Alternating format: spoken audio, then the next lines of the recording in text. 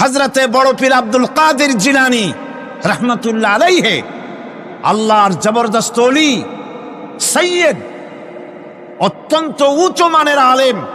তার সম্পর্কে এক শ্রেণীর আলেম নামধারী লোকেরা তাকে আল্লাহর কাছে পৌঁছায় দিয়েছে, আল্লাহর সমকক্ষ করে দিয়েছে।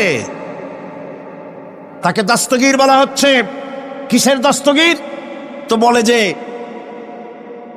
মেরাজের রাত্রে রাসূল করিম সাল্লাল্লাহু আলাইহি ওয়াসাল্লাম নাকি কোন জায়গায় আছাড় খাইছিলেন, আর উনি গিয়া তার হাত ধরেছেন, এই জন্য বলা হচ্ছে দস্তগীর। তিনি তার হাত ধরে তাকে ঠিক করে দিয়েছেন। আবার আরশে তিনি উঠতে পারছিলেন না, সেই জন্য পীর সাহেবের কাঁধের উপরে পা রেখে হুজুর সাল্লাল্লাহু আলাইহি ওয়াসাল্লাম আরশে উঠছে। আল্লাহর সিঁড়ির এত অভাব হয়েছে, এই দুনিয়া থেকে নিতে পারলেন। মহাশূন্য পাড়ি দিয়ে, ল অফ গ্রাভিটেশন পাড়ি দিয়ে আরশে আজিম পর্যন্ত, সিদরাতুল মুনতাহা পর্যন্ত নিলেন, আর ওইখানে বড় পীর সাহেবকে লাগলো তার কাঁধের উপরে পা দিয়ে তিনি উঠবেন। আহা, এর চাইতে বিদআত, এর চাইতে বাজে কথা মুসলমানদের জন্য আর কি হতে পারে? দুর্ভাগ্য এই জাতির, এই সব আলেম নামের কলঙ্ক, যারা নাকি বড় পীর সাহেবের নামে ওয়াজ করে করে বলেন, তার নামে দরুদ বানায়েছে, তার নামে বলে ইয়া আব্দুল কাদের জিলানী শাইয়ান লিল্লাহ, যারা কন নাউযুবিল্লাহ। বলা হয় হে বড় পীর সাহেব, আপনি আল্লাহর রাস্তায় আমাদের কিছু দেন। আরে মিয়া সাহেব, আব্দুল কাদের জিলানী রহমতুল্লাহ আলাইহি যা পেয়েছেন আল্লাহর কাছ থেকে পেয়েছেন, তার দেওয়ার কিচ্ছু নয়। যা দিবেন আপনাকে আমাকে আল্লাহ পাক দিবেন। ইয়া গাউস আগিসনি বলা জায়েজ নাই। ইয়া গাউস আগিসনি বলতে হবে আল্লাহ পাককে। গাউসকে আল্লাহ পাক, তাকে বলতে হবে ইয়া গাউস আগিসনি, আয় আল্লাহ পাক তুমি আমাকে সাহায্য করো। সাহায্য করতে পারেন আল্লাহ পাক। বড় পীর সাহেবকে ইয়া গাউস আগিসনি বলা যাবে না। গাউসুল আজম, এই ডিগ্রি, এই খেতাব বিদআত পন্থীদের বানানো খেতাব। গাউসুল আজম কোন মানুষ হতে পারে না, পারে না, পারে না। গাউসে আজম, গাউসে আজম শুধুমাত্র আল্লাহ রাব্বুল আলামিন। গাউসে আজম কে? আল্লাহ রাব্বুল আলামিন, যিনি মানুষের ফরিয়াদ শোনেন, যিনি মানুষের ফরিয়াদ শোনেন, তিনি হচ্ছেন আল্লাহ পাক। বড় পীর সাহেবকে আমরা শ্রদ্ধা করি, কিন্তু সেই শ্রদ্ধার অর্থ এই নয় যে নবীদের চাইতে তিনি বড়, তিনি রাসূলের চাইতেও বড়, তার নামে দরুদ শরীফ বানাইতে হবে, জায়েজ নাই। আশা করি এসব কথা আপনাদের মনে থাকবে। কি সব কথা তার জীবনী বানায়েছে, তার মধ্যে লিখেছেন বড় পীর সাহেবের মা যখন, বড় পীর সাহেব মায়ের পেটে ছিলেন, তখন এক ফকির তার বাড়িতে আসছে। ফকিরকে তিনি ভিক্ষা দিতে বেরিয়েছেন। মা ওই সময় ভিক্ষুক বড় পীর সাহেবের মায়ের উপরে হাত দিতে গিয়েছিল।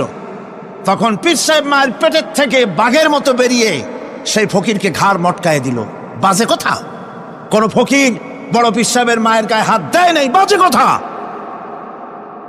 তারপরে তিনি মরা মানুষ জিন্দা করেছেন, খড়ম পাঠাই একারে পিটাইছে, বদনা মারছে, আর এক বাড়ি যাইয়া সেই বদনা দিয়ে পিটে মাথা ফাটাই দিছে, বাজে কথা।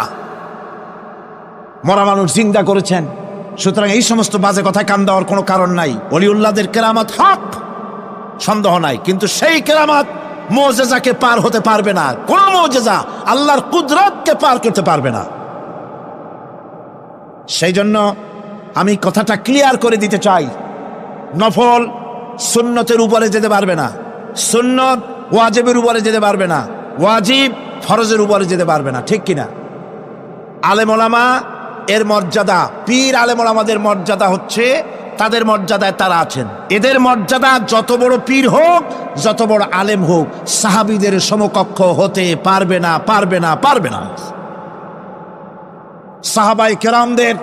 সাহাবায়ে কেরাম রিদওয়ানুল্লাহ তাআলা আলাইহিম আজমাইন, গোটা পৃথিবী কান খুলে শুনুন, গোটা পৃথিবী সমস্ত আলেম, সমস্ত পীর, সমস্ত বুজুর্গ সব যদি এক করা হয়, একজন সাহাবীর জুতার তলা ধুলাও হবে না। যাদের উপরে আল্লাহ সন্তুষ্ট, আর আল্লাহ যাদের উপরে সন্তুষ্ট, তারাই হচ্ছেন সাহাবায়ে কেরাম রিদওয়ানুল্লাহ তাআলা আলাইহিম আজমাইন।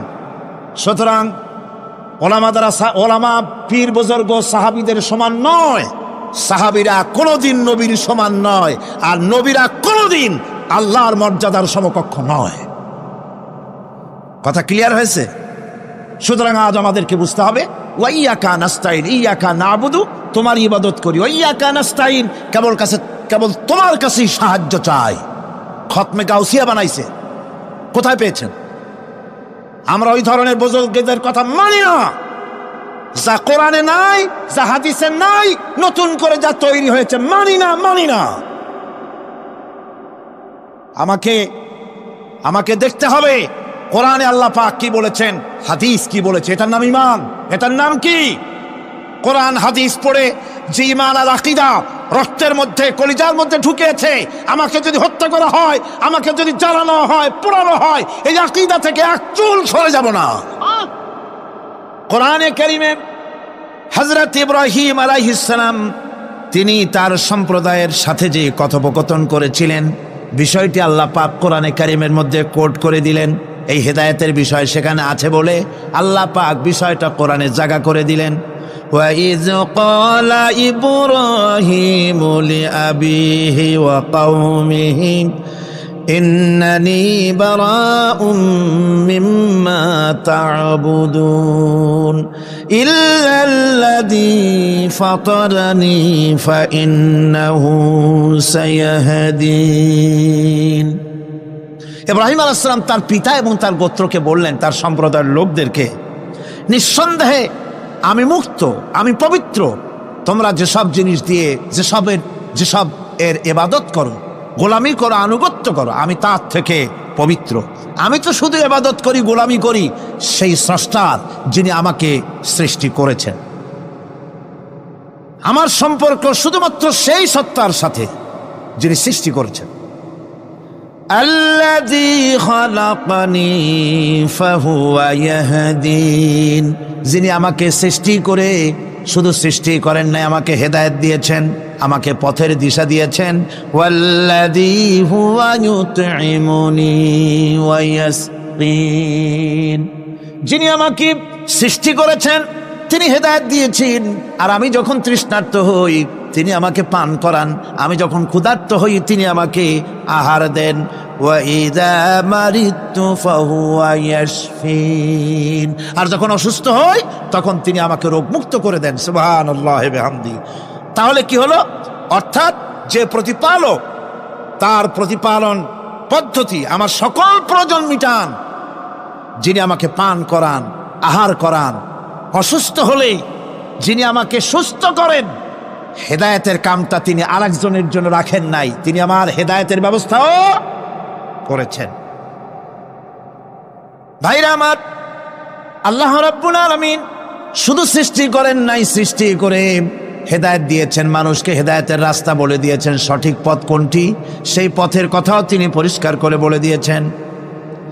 এই জন্য আল্লাহ পাক বলেন, কোরআন মাজিদ হেদায়েতকে বিরাট দান বলে ঘোষণা করেছে। মানুষের জন্য যে হেদায়েত আল্লাহ দিয়েছেন তার সবচাইতে বড় দান, জোরে কোন সুবহানাল্লাহ। ইন্না খালাকনাল ইনসানা মিন নুতফাতিন আমশাজিন নাবতালিহি ফাজআলনাহু সামিআম বাসীরা। আমি মানুষের মিলিত শুক্র দ্বারা, নুতফা দিয়ে আমি মানুষ সৃষ্টি করেছি এবং তাকে একে একে বিভিন্ন স্তর পার করেছি। তাকে শ্রবণ শক্তি দিয়েছি, তাকে দর্শন শক্তি দিয়েছি। ইন্না হাদাইনাহুস সাবিলা ইম্মা শাকিরান ওয়া ইম্মা কাফুরা। নিশ্চয়ই আমি তাদেরকে তাদের কর্মপন্থা প্রদান করেছি, আমি তাদেরকে হেদায়েত দিয়েছি, চলার পথের দিশা দিয়েছি। এখন ইচ্ছে করলে সে কৃতজ্ঞ হতে পারে, ইচ্ছে করলে অকৃতজ্ঞতার পথও অবলম্বন করতে পারে। আমি তাকে হেদায়েত দিয়ে দিয়েছি, পথ দেখিয়ে দিয়েছি। ডান এবং বাঁ দুটি রাস্তা আল্লাহ পাক দেখিয়ে দিয়েছেন। আসহাবুল ইয়ামিন, আসহাবুল শিমাল, একটা ডানপন্থী আর একটা বামপন্থী। আমাদের দেশে কিছু লোক আছে, নাম মুসলমান কিন্তু বলে যে আমরা বামপন্থী আন্দোলন করি, অথচ সমস্ত ডানপন্থীদের জায়গা হবে জান্নাতে যদি জান্নাতের আমল করতে পারে। ডানপন্থীদের নেতা হচ্ছেন দুনিয়ার সমস্ত পয়গম্বরেরা, আর বামপন্থীদের নেতা হলো শয়তান। বামপন্থীদের নিয়ে শয়তান যাবে কিয়ামতে জাহান্নামে। আল্লাহ পাক রাস্তা বলে দিয়েছে। আল্লাহ রাব্বুল আলামিন বলেন, আলাম নাজআল লাহু আইনাইনি ওয়া লিসানান ওয়া শাফাতাইন ওয়া হাদাইনাহুন নাজদাইন। আমি কি তোমাদের দুটি চক্ষু দেই নাই, দেখার জন্য দুটো চোখ দেই নাই? আমি কি তোমাদেরকে কথা বলার জন্য দুটো ঠোঁট দেই নাই? এরপরে আমি কি তোমাদেরকে ভালো মন্দ বোঝার জন্য আমি কি হেদায়েত দেইনি? ভালো মন্দ সবটা বোঝার জন্য আমি তোমাদেরকে হেদায়েত দিয়েছি। সুতরাং এই হেদায়েতের রাস্তা ছেড়ে দিয়ে তোমরা নিজেদেরকে গোমরাহির মধ্যে ডুবিয়ে দিও না। আমার দেওয়া হেদায়েতের রাস্তায় নিজেদেরকে পরিচালিত করার জন্য প্রচেষ্টা করো।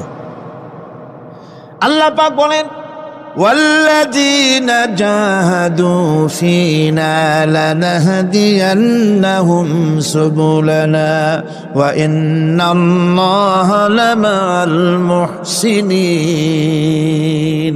যারা আমাকে পাওয়ার জন্য সাধনা করেছে তাদের পথ প্রদর্শন করা আমার জন্য অবশ্য কর্তব্য। অন্য জায়গায় আল্লাহ পাক বলেছেন, ওমান ইয়াত্তাকিল্লাহা ইয়াজআল লাহু মাখরাজা। যে ব্যক্তি আমাকে ভয় করে চলে, আমার প্রতি আশা করে, ভরসা করে, তার জন্য আমি রাস্তা তৈরি করে দিই। সুবহানাল্লাহ ওয়া বিহামদিহি। সুতরাং হেদায়েত আল্লাহ পাক দিয়েছেন, এমন নয় যে তিনি রাস্তা তৈরি করেন নাই। কোরআন খোদাই হেদায়েতের নাম দিয়েছে হুদা। খোদাই হেদায়েতের নাম কি? হুদা। এই কোরআনের এক নাম হচ্ছে, এই কোরআনের এক নাম কি? হুদা। কোরআন বলছি, فمن تبع هداي فلا خوف عليهم ولا هم يحزنون। আমার এই কোরআন, এই হেদায়েত যারা মানবে, এটাকে যারা অনুসরণ করে চলবে, এটার আইন কানুন যারা মেনে চলবে, ওদের জন্য কোনো ভয় নাই, কোনো চিন্তাও নাই। কোনো ভয় নাই, কোনো চিন্তা নাই যারা এই কোরআনের হেদায়েতকে মেনে চলবে।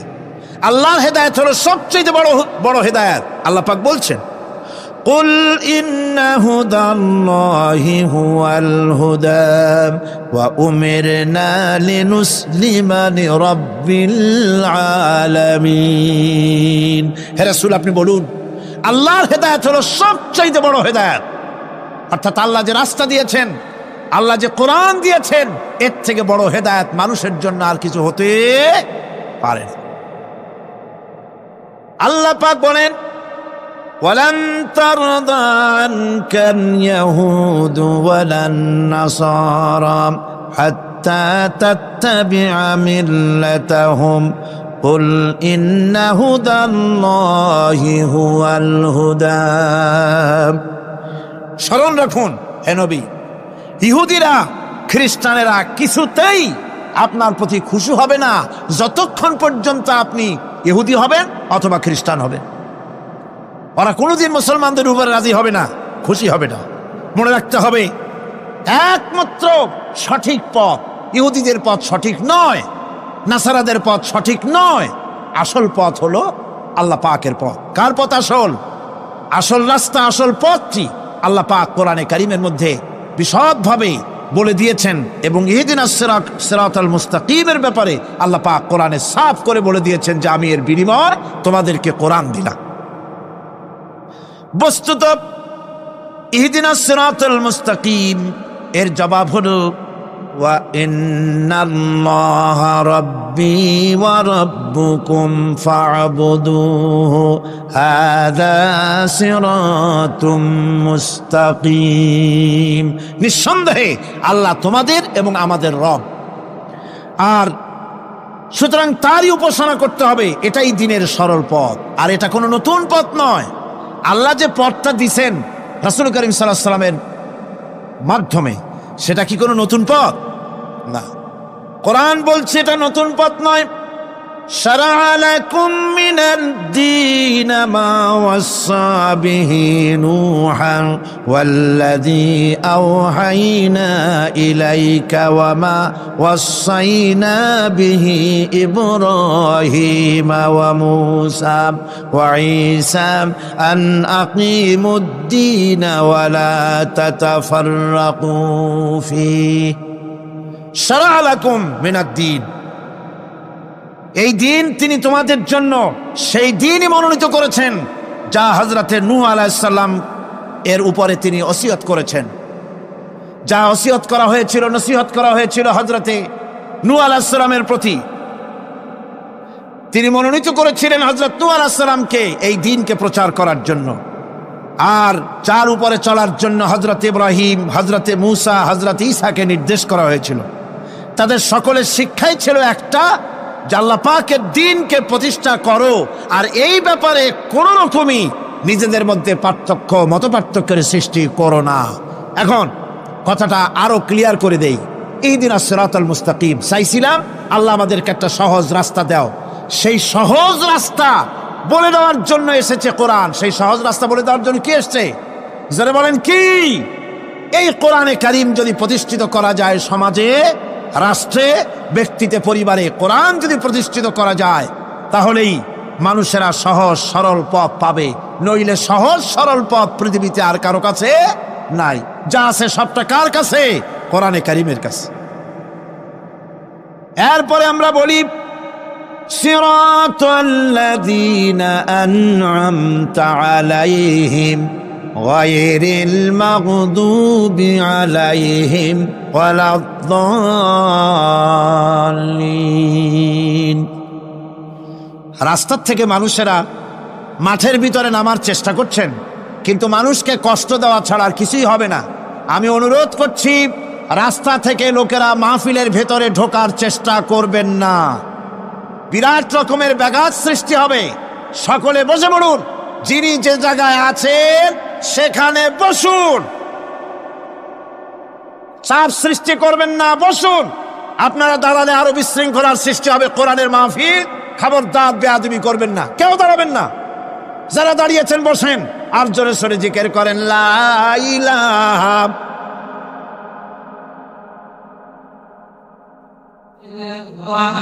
লা ইলাহা ইল্লাল্লাহ লা ইলাহা ইল্লাল্লাহ লা ইলাহা ইল্লাল্লাহ লা ইলাহা ইল্লাল্লাহ লা ইলাহা ইল্লাল্লাহ লা ইলাহা ইল্লাল্লাহ। জোরে করেন লা ইলাহা লা ইলাহা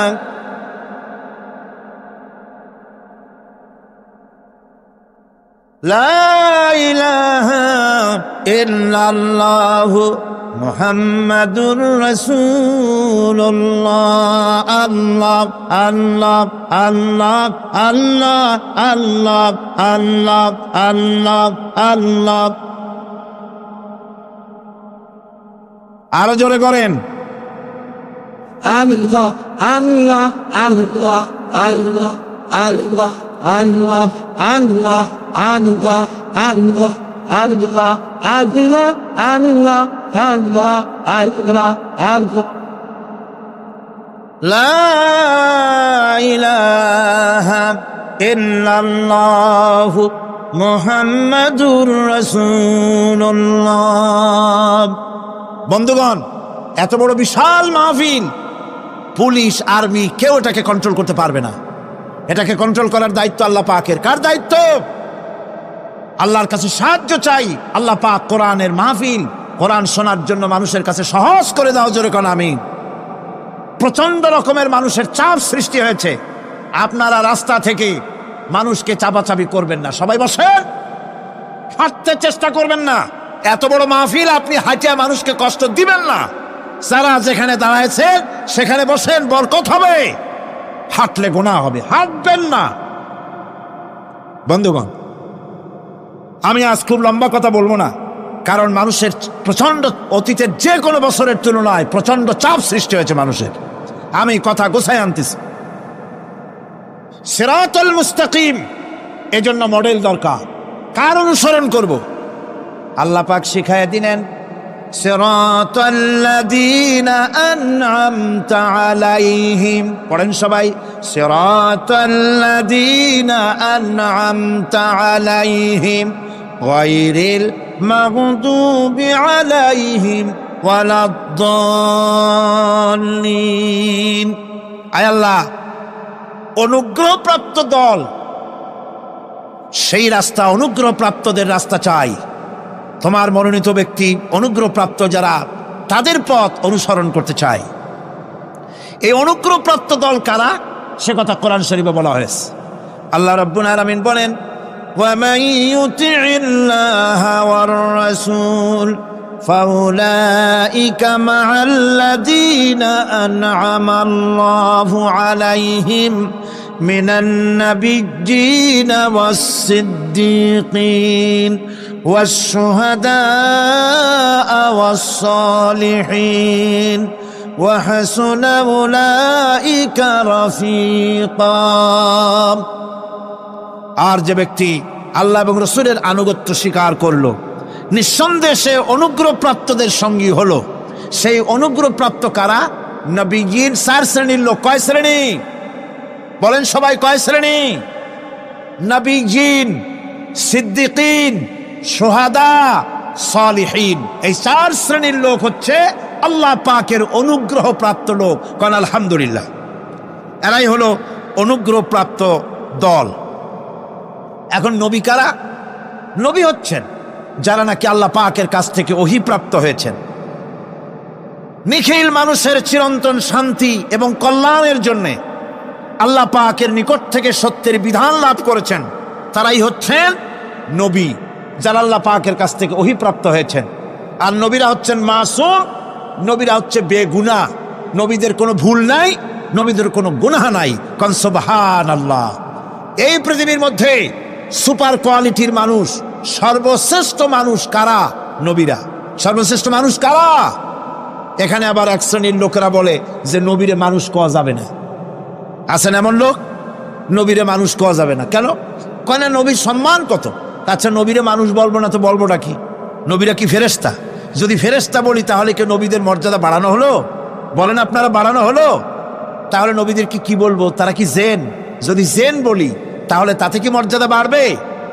সবচাইতে মর্যাদা বেশি কার? মানুষের। সুতরাং এক শ্রেণীর লোকেরা খামোখাই আলেম নামধারী লোক, অথচ নবীকে মানুষ বলতে রাজি না। কোরআনে কারীম সাফ করে আল্লাহ পাক পরিষ্কার করে বলেছেন, قل إنما أنا بشر مثلكم يوحى إلي أنما إلهكم إله واحد। নবী বলুন, আমি তোমাদের মতো মানুষ, আমার উপরে ওহী আসে। ইন্নামা আনা বাশারুম মিসলুকুম, তোমাদের মতো মানুষ। একটু ভালো করে বিষয়টা বোঝেন। আরো বলেছি আমি, আজকে আবার স্মরণ করায় দেই। আল্লাহ শিখাই দিচ্ছেন, বলুন আমি তোমাদের মতো মানুষ, ফেরেশতা নই, জিন নই, আমার কাছে ওহী আসে। পার্থক্য এখানে।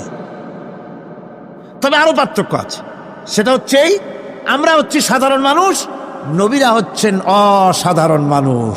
সুবহানাল্লাহ। আমরা হচ্ছে মানব, রাসূল আল্লাহর পয়গম্বর হচ্ছেন মহামানব। কথা বুঝে আসছে? তার মানে হলো আমরা সাধারণ মানুষ। সাধারণ মানুষেরা গুনাহ করতে পারে, ভুল করতে পারে, সব রকমের গুনাহ করতে পারে। নবীরা কোনো গুনাহ করতে পারেন না। আল্লাহ পাক তাদের দিয়ে গুনাহ করান না। আল্লাহ পাক ফেরেশতা দিয়ে, আপন কুদরত দিয়ে নবীদেরকে হেফাজত করেন। সুবহানাল্লাহ। সুতরাং এই কথা বিশ্বাস করতে হবে, সমস্ত নবীরা হচ্ছেন মানুষ। নবীদের আদর্শই কেবলমাত্র আদর্শ, সেই আদর্শকেই গ্রহণ করতে হবে, তাকেই একমাত্র নেতা হিসাবে গ্রহণ করতে হবে। আমার নেতা বলতেও রাজি না। মুশকিল কি এক জায়গায়? কয় যে নেতা বলা যাবে না। কেন? কয় যে ওই যে মানুষেরা বলে, স্লোগান দেয়, আমার নেতা, তোমার নেতা, অমুক তমুক, হেন তেন, তো এগুলির সাথে নবীরে মিশানো এটা ঠিক না। আচ্ছা, নবীরে নেতা কব না, কবটা কি? নবী কি হয় নেতা হবে, না হয় অনুসারী হবে, এর বাইরে তো কিছুই নাই। হয় ইমাম, না হয় মুক্তাদি। বাইরে কি? বাইরে তো নাই কিছু। সুতরাং নবী কি মুক্তাদি হবে? নবী কি অনুসারী হবে? নিশ্চয়ই হাজারবার নবী হচ্ছেন ইমাম, নবী হচ্ছেন নেতা। আমরা যখন আরবিতে বলি, ওনারা নিজেরাও আরবিতে বলেন, তখন কোনো আপত্তি হয় না। আল্লাহুম্মা সাল্লি আলা সাইয়্যিদিনা মুহাম্মদ, সাইয়েদানা মানে হচ্ছে আমাদের লিডার, আমাদের নেতা। সাইয়েদানা যখন বলে তখন আপত্তি করে না, কিন্তু আমাদের নেতা বললেই আপত্তি করেন। বাংলা ভাষা, বাংলাদেশি মানুষ হইয়া বাংলা ভাষার প্রতি এই গভীর জ্ঞান দেখলে দুঃখই হয়। বন্ধুগণ, মনে রাখতে হবে নবী হচ্ছেন মাসুম, বেগুনাহ এবং নেতা, আর মুহাম্মদ সাল্লাল্লাহু আলাইহি ওয়াসাল্লাম হচ্ছেন বিশ্ব নেতা, এটা কোনো সন্দেহ নাই। এই নবীর অনুসরণ করতে হবে। সিদ্দিকিন হচ্ছে সত্যকে যারা উদার, উন্মুক্ত, অকুণ্ঠ চিত্তে, দ্বিধাহীনভাবে যারা গ্রহণ করেছে, এর বিপরীত যারা করেই নাই, তারাই হচ্ছেন সিদ্দিকিন। হযরতে, যেমন একটা দৃষ্টান্ত, হযরতে আবু বকর সিদ্দিক রাদিয়াল্লাহু তাআলা আনহু, মেরাজ থেকে হুজুর ফিরে এসেছেন সকালবেলায়, ফজরের নামাজ পড়ে বসেছেন কাবা শরীফে, তিনি বসে আছেন। তো তখন আবু জাহেল এসে বলছে, মুহাম্মদ সাল্লাল্লাহু আলাইহি ওয়াসাল্লাম, প্রত্যেক দিনই তো নতুন নতুন কথা কও, আজকে কোনো নতুন কথা আছে? হুজুর বললেন, হ্যাঁ নতুন কথা আছে। কি? বলে, এই তো শেষ রাত্রে জিবরাইল আসছিল, আমারে নিয়ে গেল বাইতুল মুকাদ্দাসে, জেরুজালেমে গিয়ে নামাজ পড়লাম, ওইখান থেকে মহাকাশ পাড়ি দিলাম, 7 আকাশ পাড়ি দিলাম, সিদরাতুল মুনতাহা গেলাম, আরশে আজিম ভ্রমণ করলাম, আল্লাহর সাথে কথা কইলাম, জান্নাত জাহান্নাম দেখলাম, তারপরে আবার এই আইসা নামাজ পড়িয়া তোমাদের সাথে কথা বলতেছি। আবু জাহেল কয় যে, খাইস যাও, মাথাটা একটু ভালো ছিল, এখন তাও সর্বনাশ হয়ে গেছে। কয়, মুহাম্মদ সাল্লাল্লাহু আলাইহি ওয়াসাল্লাম, তুমি যা বললা এই কথাটা আমি কি হুবহু মানুষের কাছে বলবো? হুজুর বলছেন, অবশ্যই বলো গিয়ে। আবু জাহেল চিন্তা করলো, দিস ইজ দ্য মোমেন্ট, এটাই হলো আসল সুযোগ পেয়ে গেছে মানুষকে বিভ্রান্ত করার জন্য। সবার আগে ছুটে চললো হযরত আবু বকর রাদিয়াল্লাহু তাআলা আনহুর বাড়িতে, যে বলছেন, আবু বকর শুনেছো? বলে, কি? মুহাম্মদ সাল্লাল্লাহু আলাইহি ওয়াসাল্লাম এই রকমের কথা বললো, বেচারার মাথাটা যাও ভালো ছিল, শেষ। হুজুর বলছেন, আবু জাহেল, আমার রাসূল কি এরকম বলেছেন? আবু জাহেল বলছে, আমার নিজ কানে শুনে আসলাম, এখনো তিনি সেখানে বসা। হযরত আবু বকর বলেন, আবু জাহেল, আমার আল্লাহর নবী তিনি যদি এরকম কথা বলে থাকেন, তাহলে আমি কোনো সন্দেহ পোষণ করি না, অবশ্যই আল্লাহ রাব্বুল আলামিনের হাবিব যা বলেছেন তা সত্য। হযরত আবু বকর রাদিয়াল্লাহু তাআলা আনহু মসজিদে হারামে আসলেন, হুজুরকে জিজ্ঞেস করলেন, হুজুর, আবু জাহেল আমাকে এই সব কথা বললো, এগুলি কি ঠিক? হুজুর বললেন, হ্যাঁ। তিনি ঘটনা বয়ান করলেন। হযরত আবু বকর বললেন, হে রাসূল, আপনি যা বলেছেন সত্য বলেছেন, আপনার মেরাজ ঠিক হয়েছে, সঠিক হয়েছে, সন্দেহ নাই। হুজুর বলেন, আবু বকর, তুমি তো শুধু আবু বকর নাও, তুমি সিদ্দিক। সত্যকে যারা অকুণ্ঠ চিত্তে, অকুণ্ঠ চিত্তে, দ্বিধাহীনভাবে যারা সত্যের সামনে মাথা নত করেছে, গ্রহণ করে নিয়েছে, দ্বিমত পোষণ করে নাই, কোন রকমের দুষ্ট বুদ্ধির আশ্রয় গ্রহণ করেনি, উল্টাপাল্টা করেনি, এই সমস্ত মানুষেরই হলো সিদ্দিক। আর এদের দলকেই সিদ্দিকিন বলা হয়। তাহলে নবিয়্যিন, সিদ্দিকিন, এনারা হচ্ছেন নেয়ামত প্রাপ্ত। 3 নম্বরে হচ্ছে শুহাদা, সত্যকে যারা সত্যের সাক্ষী দিয়েছে, সত্যের সাক্ষ্যদাতা। সত্য হচ্ছে ইসলাম। সত্য কি? ইসলাম। সত্য হচ্ছে আল্লাহ, সত্য হচ্ছে নবী, সত্য হচ্ছে কোরআন, সত্য হচ্ছে হাদিস। এই মহাসত্যকে যারা স্বীকৃতি দিয়েছে, নিজেদের কথা দিয়ে, কাজ দিয়ে, ধন দিয়ে, সম্পদ দিয়ে, এমনকি নিজের জীবনটা এই রাস্তায় বিলিয়ে দিয়ে, মহাসত্যের চিরস্থায়ী সাক্ষী দিয়ে দুনিয়া থেকে যারা বিদায় হলেন, ওনারা হচ্ছেন শহীদ। আজ রাস্তাঘাটে শহীদ হয়, যার তার নামের আগে শহীদ বসায় দেয়। শহীদ এত সোজা জিনিস নয়। আল্লাহর রাস্তায়, ধর্মের জন্য, ইসলামের জন্য, আল্লাহর জন্য, কোরআনের জন্য, রাসূলের জন্য যারা জীবন দেন, তারাই হচ্ছে শহীদ। এই শহীদদের মর্যাদা আল্লাহ রাব্বুল আলামিন এত বেশি মর্যাদা দান করেছেন। শহীদদের মর্যাদা আল্লাহ পাক দিয়েছেন, কিয়ামতের দিন শহীদদের কোনো বিচার করা হবে না। আল্লাহ রাব্বুল আলামিন শহীদদেরকে বিনা বিচারে জান্নাত দিয়ে দিবেন। শহীদের বিশাল মর্যাদা, বিরাট মর্যাদা। এই শহীদ শাহাদাতের তামান্না প্রত্যেক মুসলমানের ভিতরে থাকতে হবে। হুজুর বলেছেন, শহীদি মওতের যন্ত্রণা পিঁপড়ায় কাটার যন্ত্রণার চাইতে বেশি কিছু নয়। শাহাদাত হচ্ছে এপারে মওত আর ওপারে আল্লাহর সঙ্গে দেখা হয়ে যাবে। শহীদি মওত হচ্ছে আল্লাহর সঙ্গে দেখা করার একটা সেতু বন্ধন, একটি সেতু, একটি ব্রিজ, একটা পুল, একটা সাঁকো। এপারে দুনিয়া, ওপারে আল্লাহ পাকের সঙ্গে দেখা হবে। সুবহানাল্লাহ। ভাইরা, ইসলামের জন্য যারা জীবন দিলেন, যারা শাহাদাত বরণ করলেন, তারা জাতির সম্মানের পাত্র। সেই সম্মান, সেই মর্যাদা আল্লাহ রাব্বুল আলামিন শহীদদের প্রদান করেছেন। হযরত আব্দুল্লাহ জুলবাজাদাইন, যার কথা বুখারীতে লেখা হয়েছে। সুবহানাল্লাহ। কোন যুবক মানুষ ইসলাম কবুল করেছেন।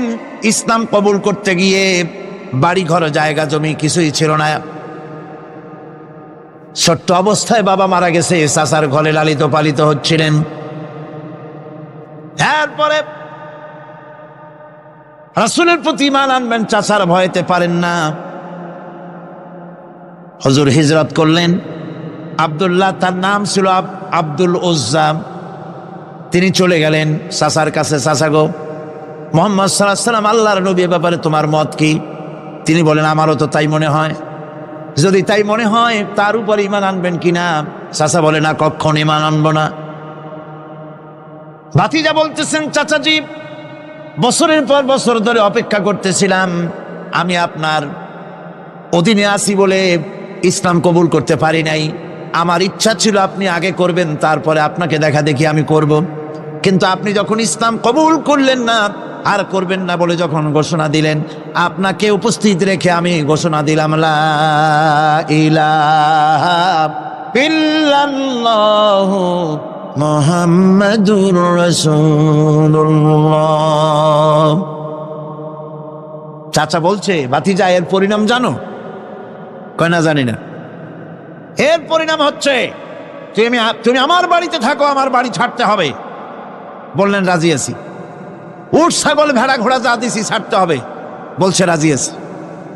চাচা বলছে, শুধু তাই নয়, পরনে যে লুঙ্গি আছে, গায়ে যে জামা আছে, তামার পয়সার লুঙ্গি জামা ছাড়তে হবে। ভাতিজা বলছে, ঈমানের জন্য যা চাও সব ছাড়িয়ে দেব। জামা লুঙ্গি খুলে ফেলে দিয়ে দিলেন। হাদিস। তিনি চলে গেলেন মায়ের কাছে ওই অবস্থায়। মা এই যুবক ছেলেকে উলঙ্গ অবস্থায় দেখে 2 হাত দিয়ে নিজের চোখ চেপে ধরেছেন। বাবা, তোমার এই অবস্থা কেন? ছেলে বলছেন, মা, ঈমান আনার কারণে আমার এই অবস্থা হয়েছে। মা বলে, বাবারে, কি চাও আমার কাছে? আব্দুল উজ্জা বলছে, মা, কিচ্ছু চাই না, একটুখানি কাপড় আমারে দাও, আমি বিশ্ব নবী মুহাম্মদ সাল্লাল্লাহু আলাইহি ওয়াসাল্লামের খেদমতে যেতে চাই। মায়ের কাছে পুরানা কম্বল ছিল, কম্বলটা তিনি দিয়ে দিলেন। হযরতে, এখনো তো সে মুসলমান হয়নি, ওই কম্বলটা ছিঁড়ে নিয়ে 2 টুকরা করে কম্বলটা পরলেন, আদাটা, তাতে করে হাঁটু ঢাকে না, আর একটা কোনো রকম গায়ে দিলেন। এরপরে হেঁটে হেঁটে কষ্ট করে মদিনায় চলে গেলেন। মসজিদে নববীর ভিতরে ঢুকে দরজার কাছে বসা বিশ্বনবী জনাবে মুহাম্মদ রাসূলুল্লাহ সাল্লাল্লাহু আলাইহি ওয়াসাল্লাম মসজিদে নববীতে, যুবক, হাঁটুর উপরে কাপড়, মাথার চুল উস্কো খুস্কো চেহারা, ক্ষুধার্ত চেহারা। হুজুর জিজ্ঞেস করছেন, তুমি কে? তিনি বললেন, আমার নাম আব্দুল উজ্জা। তোমার এই অবস্থা কেন? তিনি বললেন, হুজুর, ঈমান আনার জন্য বাড়ি ঘর জায়গা জমিন উট বাছুর সব হারাইছি, এমনকি পরনের লুঙ্গিও আমারে দেয় নাই, মার কম্বলটা ছিঁড়িয়ে এনেছি। নবীজি আসহাবে সুফফার ভিতরেই তাকে বসতে দিলেন, তাকে থাকতে দিলেন, আর বললেন, তারে কোরআন শরীফ শিখাবা। আব্দুল উজ্জাকে হুজুর বললেন, তোমার নাম উজ্জা নয়, তোমার নাম আব্দুল্লাহ। হাদিস শরীফে এসেছে, আল্লাহর কাছে 2টা নাম বেশি প্রিয়, একটা হচ্ছে আব্দুল্লাহ আর একটা হচ্ছে আব্দুর রহমান। মুসলমান হলেন। এরপরে আসহাবে সুফফার মধ্যে বসে আছেন, কোরআন শরীফ জোরে জোরে তেলাওয়াত করেন। আসহাবে সুফফা রাসূলের কাছে নালিশ করলেন, অভিযোগ করলেন, হুজুর এই আব্দুল্লাহর কোরআন শরীফ এত জোরে পড়ে, তার চিল্লানির জ্বালায় আমরা বিশ্রাম করতে পারি না। নবীজি বললেন, সাহাবীরা আব্দুল্লাহকে বেশি করে চিল্লাইতে দাও, বাধা দিও না, কারণ তার ঈমান বড় দামের ঈমান হয়েছে, ঈমান আনতে গিয়ে কিছু আনতে পারে নাই, তাকে বাধা দিও না, প্রাণ ভরে চিল্লাইতে দাও, জোরে জোরে পড়তে দাও। ইতিমধ্যে তাবুকের যুদ্ধের জনদামামা বেজে উঠেছে। রোমান সৈন্যরা হুজুরের সঙ্গে যুদ্ধ করবে, জিহাদ করবে, ইসলামকে পরাজিত করার জন্য তারা আক্রমণের প্রস্তুতি নিল। নবীজি রোমানদের সঙ্গে লড়াই হবে বলে সাহাবায়ে কেরামদের কাছে সাহায্য চাইলেন, যার কাছে যা আছে অস্ত্রপাতি জমা করো, টাকা দাও, পয়সা দাও। সবাই মিলে দিতে লাগলেন। দিতে দিতে মহিলারা গলার হাত, নাকের ফুল, কানের দুল হুজুরের সামনে স্তূপ হয়ে গেছে, টাকা কড়ি, সোনা দানা সব শুদ্ধ। হুজুর বলছেন, সাহাবীরা সবাই তো সব জিনিস দিলে, আমার আবু বকররে দেখি না কেন? হযরত আবু বকর রাদিয়াল্লাহু তাআলা আনহু একটা পিলারের আড়ালে দাঁড়ানো ছিলেন। হুজুরের ডাক শুনে তিনি আসলেন, হাতে ছোট্ট একটা থলি, চোখে পানি। থলিটা হুজুরের হাতে তুলে দিলেন। হুজুর থলি ছাড়লেন, দেখা গেল কয়েকটা দিরহাম আর কয়েক কেজি গম, আর কিছু নাই। হুজুর তাকালেন, দেখছেন আবু বকর রাদিয়াল্লাহু তাআলা আনহু চোখের পানিতে দাড়ি ভিজে ভিজে পড়তেছে। হুজুর বললেন, আমার সাহাবীরা আজ তোমরা সকলে মিলে যে দান করেছো, সেই দানের তুলনায় আবু বকর যে দান করেছে আল্লাহ রাব্বুল আলামিনের কাছে তা বেশি মূল্য হয়েছে। মনের মধ্যে অনেকের প্রশ্ন জাগলো, কেমন করে তা হলো? আমরা এত এত দিলাম। হুজুর জিজ্ঞেস করলেন, ও সাহাবী তুমি কত দিয়েছো, বাড়ি কত আছে? তিনি বললেন, এত দিছি, এত আছে। তুমি কত দিয়েছো, কত রেখে এসেছো? প্রত্যেকে এরকম বলল। হযরতে ওসমান, হযরতে ওমর, হযরতে আলী রিদওয়ানুল্লাহ তাআলা আলাইহিম আজমাইন তারাও বললেন, অর্ধেক এনেছি, অর্ধেক থুই আসছি, 2 ভাগ এনেছি, 1 ভাগ রেখে আসছি। সব শেষে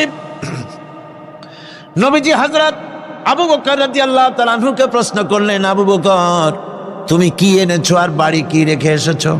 হযরত আবু বকর বলেন, ইয়া রাসূলুল্লাহ, ইয়া হাবিবাল্লাহ, আমার বাড়িতে জাগতিক সম্পদ বলতে যা বুঝায় সবটুকু এনে নবীজির কদম মোবারকে দান করে দিয়েছি। আবু বকরের ঘরে এখন আল্লাহ আর তার রাসূল ছাড়া কোনো জিনিস বাকি নাই, যা ছিল সব এনেছি। হুজুর জিহাদে রওনা হলেন 30,000 সৈন্য সাথে, 30,000 সৈন্য নিয়ে নবীজি তাবুকের দিকে চললেন। পথের মধ্যে হযরতে আব্দুল্লাহ এসে হুজুরের সামনে দাঁড়ায় গেছেন। আব্দুল্লাহ এসে বলেন, ইয়া রাসূলুল্লাহ, একটু দাঁড়ান। এই জিহাদে মেয়ে লোক, পুরুষেরা, সাহাবীরা সবাই প্রাণ ভরে দান করলো, কিন্তু আমি এমন এক বান্দা, আল্লাহর কিছুই দিতে পারলাম না।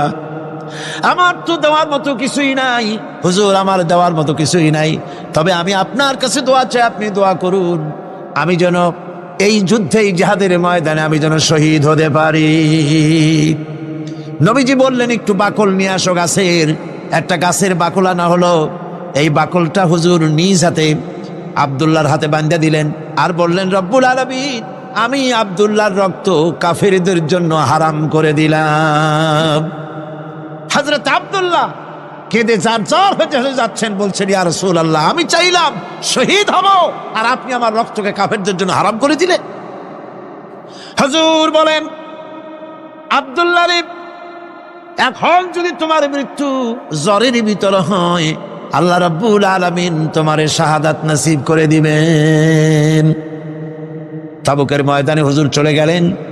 কয়েকদিন পরে খবর আসলো হুজুরের কাছে, আব্দুল্লাহ কয়েকদিন জ্বর ভোগ করে আব্দুল্লাহ মারা গিয়েছেন। হুজুর বললেন, তার জানাজার ব্যবস্থা করো, কাফন দাফনের ব্যবস্থা করো। ব্যবস্থা হয়ে গেল। রাতের বেলায় দাফন হবে। একজন লোক কবরের কাছে দাঁড়ায় টিম টিম করে একটা আলো নিয়ে দাঁড়ায়, আর একজন লোক কবরের ভিতরে নেমেছেন। 2 ব্যক্তি লাশ 2 হাতে উঁচু করে নিয়ে আসতেছেন কবরের কাছে। যিনি কবরের ভিতরে দাঁড়ানো, তিনি বলতেছেন, লাশ বহন করে তোমরা যে দুইজন আনতেছো, লাশের সাথে খবরদার বেয়াদবি করো না, তোমাদের ভাইয়ের সঙ্গে আদব করো। এই বলে কবরের ভিতরে যিনি দাঁড়িয়েছিলেন তিনি লাশটারে ধরলেন। কবরের ভিতরে দাঁড়াইয়া যিনি লাশ ধরেছেন, লাশকে কবরে শোয়াই দিয়েছেন, তিনি আর কেউ নন, তিনি বিশ্ব নবী মুহাম্মদুর রাসূলুল্লাহ। নিজের হাতে হযরত আব্দুল্লাহকে শোয়াই দিলেন। লাশ বহন করে যে দুইজন আনলেন, তার একজন হলেন হযরত আবু বকর আর একজন হযরত ওমর রাদিয়াল্লাহু তাআলা আনহুমা। আর আলো নিয়ে যিনি দাঁড়িয়েছেন, টিম টিম করে জ্বলতেছেন, তিনি হযরত বেলাল। কবরের ভিতরে হযরত আব্দুল্লাহকে শুইয়ে দিয়ে উপরে মাটি দিয়ে নবীজি কবরের দুই দিকে হাত দিয়া আল্লাহ রাব্বুল আলামিনের দরবারে ফরিয়াদ তুললেন, রব্বুল আলামিন, আমি আজকে সন্ধ্যা পর্যন্ত এই আব্দুল্লাহর প্রতি রাজি ছিলাম, খুশি ছিলাম, আল্লাহ গো তুমি আব্দুল্লাহর প্রতি রাজি হয়ে যাও। হযরত ইবনে মাসউদ রাদিয়াল্লাহু তাআলা আনহু পাশে দাঁড়ানো ছিলেন, চিৎকার দিয়ে কেঁদে কেঁদে বললেন, আয় আল্লাহ তাআলা, এই কবরের ভিতরে আজকে আব্দুল্লাহর লাশটা না হইয়া যদি আমার লাশ হতো, আমার ভাগ্যটা খুলে যেত। শহীদের মর্যাদা আল্লাহ পাকের কাছে সব থেকে বেশি। এই শহীদের পথ নিয়ামত প্রাপ্তদের পথ। যারা নিয়ামত পেয়েছে পৃথিবীতে, নবীজিন, সিদ্দিকিন, শুহাদা, এরাই হচ্ছেন নিয়ামত প্রাপ্ত। আল্লাহর রাস্তায় জীবন দেওয়ায় যে মজা, পৃথিবীতে আর কোনো কিছুতে সেই মজা নাই। হযরত ওমর রাদিয়াল্লাহু তাআলা আনহু দোয়া করতেন, আল্লাহুম্মা রযুকনি শাহাদাতান ফি সাবিলিক ওয়াজআল মাউতি ফি বালাদি রাসূলিক। আয় আল্লাহ, তুমি আমাকে শাহাদাতের মত আমাকে দান করো। শাহাদাতের তামান্না প্রত্যেকটি মুসলমানের ভেতরে থাকতে হবে। শহীদ হওয়া যাবে ইসলামের জন্য। সময় হয়তো আসতে পারে, হয়তো এমন সময় আসতে পারে যখন কোরআনের মর্যাদাকে টিকে রাখার জন্যে, সুন্নতে নববীকে টিকে রাখার জন্যে জান দেওয়া লাগতে পারে। তখন কি আপনারা জীবন দিতে পারবেন?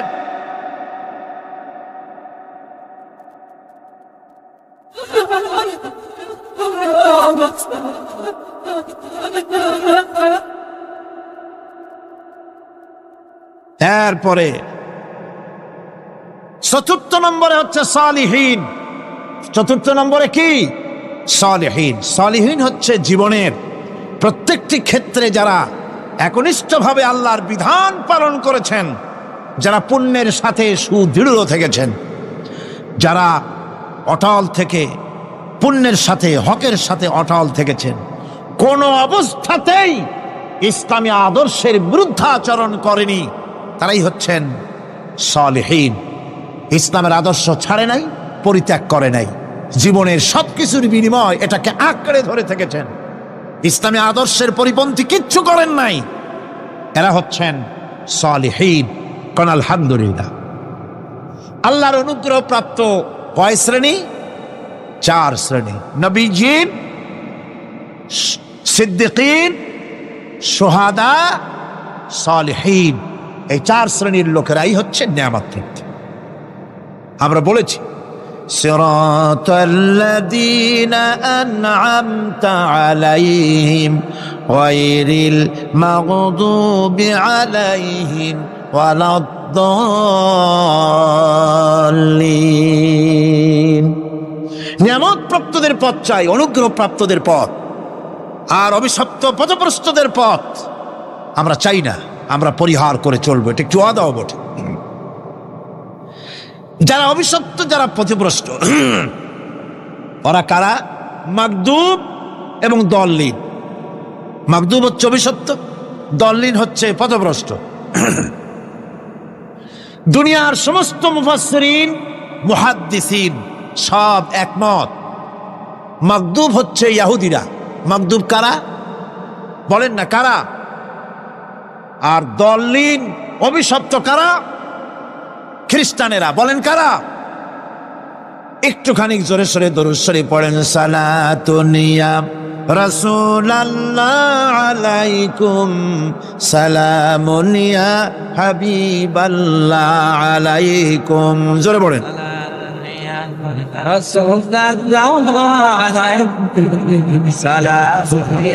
একটু আদা সালাতুন ইয়া রাসূলাল্লাহ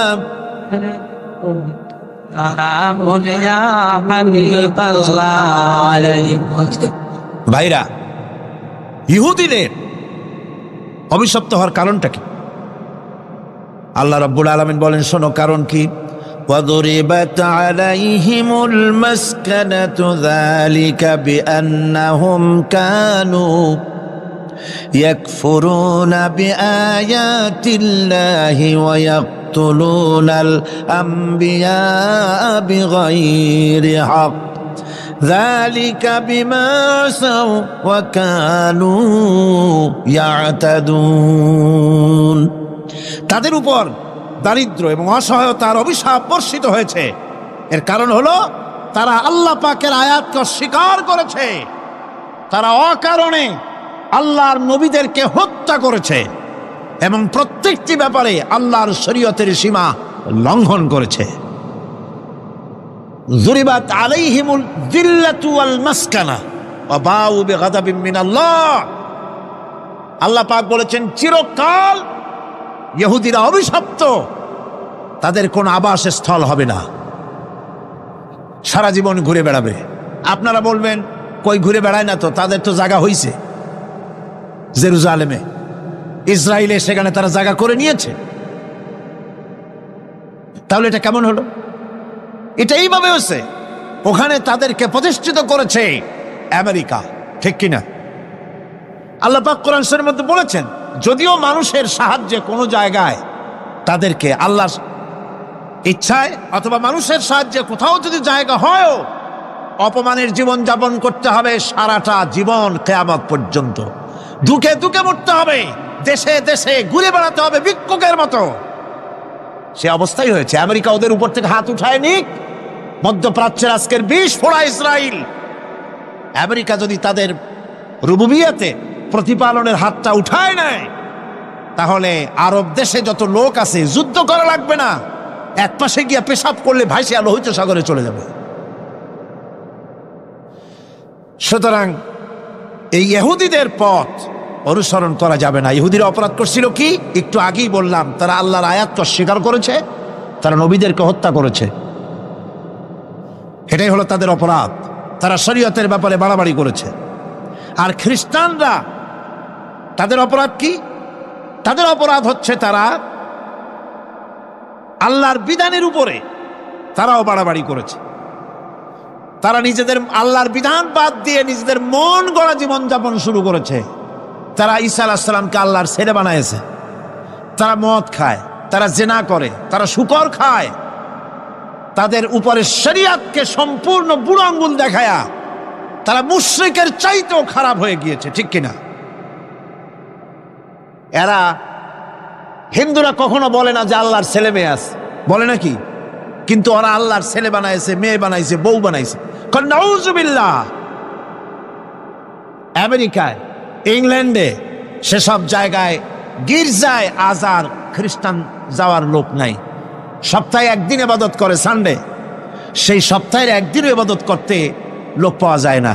সেদিন তারা ফুর্তিনার্তি করার জন্য বউ বাচ্চা নিয়ে, মদ টদ নিয়ে, সিবেচি গিয়ে কাপড় চোপড় ভালাইয়া যা খুশি তাই করে। তারা মসজিদে আসে, কি বলে, গির্জায় যায় না। ফলে আমার নিজের চোখে দেখেছি বহুত গির্জা এমন আছে যার সামনে লেখা আছে ফর সেল, বিক্রয়ের জন্যে। এই সাইনবোর্ড যখন লাগায়, এলাকার মুসলমানেরা চান্দা তুলিয়া গির্জা কিনা সব সমানে মসজিদ বানাইতেছে। ইংল্যান্ডে আজ থেকে ১০০ বছর আগে মসজিদ ছিল মাত্র একটা। সেই গ্রেট ব্রিটেনে এখন মসজিদের সংখ্যা ৭,০০০-এর উপরে। আলহামদুলিল্লাহ। সুতরাং এই খ্রিস্টান এবং ইহুদিদের পথ অনুসরণ করা যাবে না। কিন্তু তারপরেও আমরা অনুসরণ করছি না? করছি না? করছি। বিশ্বকবি, কবি সম্রাট আল্লামা ডক্টর ইকবাল রহমাতুল্লাহ আলাইহি সুন্দর করে বলেছেন, वज़अ में हो तुम नसारा तू तमद्दुन में हुनूद। वज़अ में हो तुम नसारा तू तमद्दुन में हुनूद। ये मुसलमान है जिन्हें देख के शर्माए यहूद। চাল চলনে হিন্দু তুমি, বেশভূষাতে খ্রিস্টান, মুসলমান এই যারে দেখে ইয়াহুদ করে লজ্জা জ্ঞান। তুমি নাকি মুসলমান? কাপড় চোপড় দেখলে মনে হয় তুমি তো খ্রিস্টান। জামা কাপড় তোমার অবস্থা দেখলে মনে হয় তুমি খ্রিস্টান। তোমার ওঠা বসা বিয়ে শাদী সংস্কৃতি দেখলে মনে হয় তুমি হিন্দু। আর তোমার লেনদেন দেখলে ইহুদিরা পর্যন্ত তোমাকে ঘৃণা করে। কথা ঠিক কিনা? কথা ঠিক কিনা? এই হলো মুসলমানদের অবস্থা। সুতরাং আল্লাহ পাক বলছেন ইহুদিদেরকে ছাড়তে হবে, খ্রিস্টানদের অনুকরণ ছাড়তে হবে। ইহুদি খ্রিস্টান সকলের অনুকরণ ছেড়ে দিয়ে নিয়ামত প্রাপ্ত ওই 4 শ্রেণীর লোকের অনুসরণ করতে হবে, তাহলেই খাঁটি মুসলমান হওয়া যাবে। কোন আলহামদুলিল্লাহ। এই হলো সূরা ফাতিহা, যা গত আজকের দিন সহ 5 দিন আমরা আলোচনা করলাম। কোন আলহামদুলিল্লাহ। এখন এই সূরা ফাতিহাকে আমি আপনাদের পকেটে উঠায় দিতে চাই, যাতে করে মনে থাকে। 5 দিনের অনেক কথা এক জায়গায় করে দিলে মনে করতে সুবিধা হবে, ঠিক কিনা? মনে রাখতে সুবিধা হবে। সূরা ফাতিহা আয়াত কয়টা? এই 7টি আয়াতের 7টি শিক্ষা আছে। সূরা ফাতিহার শিক্ষা 1, সকল প্রশংসা কেবলমাত্র, হাদিস শরীফে এসেছে, ইদা মুদিহাল ফাসিকু ইহতাজ্জাতিল আরশ। যখন কোন ফাসিকের প্রশংসা করা হয়, যে ব্যক্তি নামাজ পড়ে না, রোজা করে না, দিন মানে না, ঈমান নাই, চরিত্র নাই, এমন লোককে যখন প্রশংসা করা হয়, আল্লাহ পাকের আরশ গোসায় থরথর করে কাঁপতে থাকে। সুতরাং সমস্ত প্রশংসা হবে কার? পার্লামেন্টে যখন বাজেট বক্তৃতা হলো, বাজেটের উপরে 39 ঘন্টা আলোচনার সুযোগ এলো। আমি দেখলাম প্রত্যেকেই আলোচনার সময় বলছেন, আমি স্মরণ করছি সহস্র বছরের অমুক, শ্রেষ্ঠ অমুক, আমার নেতা অমুক, এভাবে বলছে। প্রত্যেকেই দাঁড়িয়ে বলছে, আমি স্মরণ করি অমুক আর তমুক। আমি খুব চিন্তায় পড়ে গেলাম, আহারে, পৃথিবীর 2য় বৃহত্তম মুসলিম দেশ, আমার আল্লাহর নাম উঠছে না। আমি সময় পেলাম 25 মিনিট। তথ্য মন্ত্রণালয়ের কলিজা তো পুঁটি মাছের মতো বড়, সেই জন্য আমার বক্তব্য তারা দেয় নাই। ওই 25 মিনিটে আমি যে আলোচনা করেছি, আমি প্রথম দাঁড়ায়া আমার তৃপ্তি, মনে হয় এই রকমের তৃপ্তি আমার কখনো নিকট বর্তমানে কোনোদিন হয়েছে কিনা আল্লাহই জানে। ওই দিন আমি যা তৃপ্তি পেয়েছি, আমি দাঁড়িয়ে বললাম নাহমাদু নুসাল্লি আলা হামদ সানা কুইয়া। তারপরে বললাম, আমি স্মরণ করছি হৃদয়ের সবটুকুন আবেগ উজাড় করে, জীবনের সব শ্রদ্ধা একত্রিত করে আমি স্মরণ করছি। যখন বলছি, দেখি 2 দিকের মানুষ হতচকিত হয়েছে, কান্নাম কই। আমি বললাম, আমি স্মরণ করছি বিশাল ওই আকাশের মালিক, বিস্তীর্ণ এই জমিনের মালিক, কুল কায়নাতের মালিক আমার আল্লাহ রাব্বুল আলামিনকে স্মরণ করছি।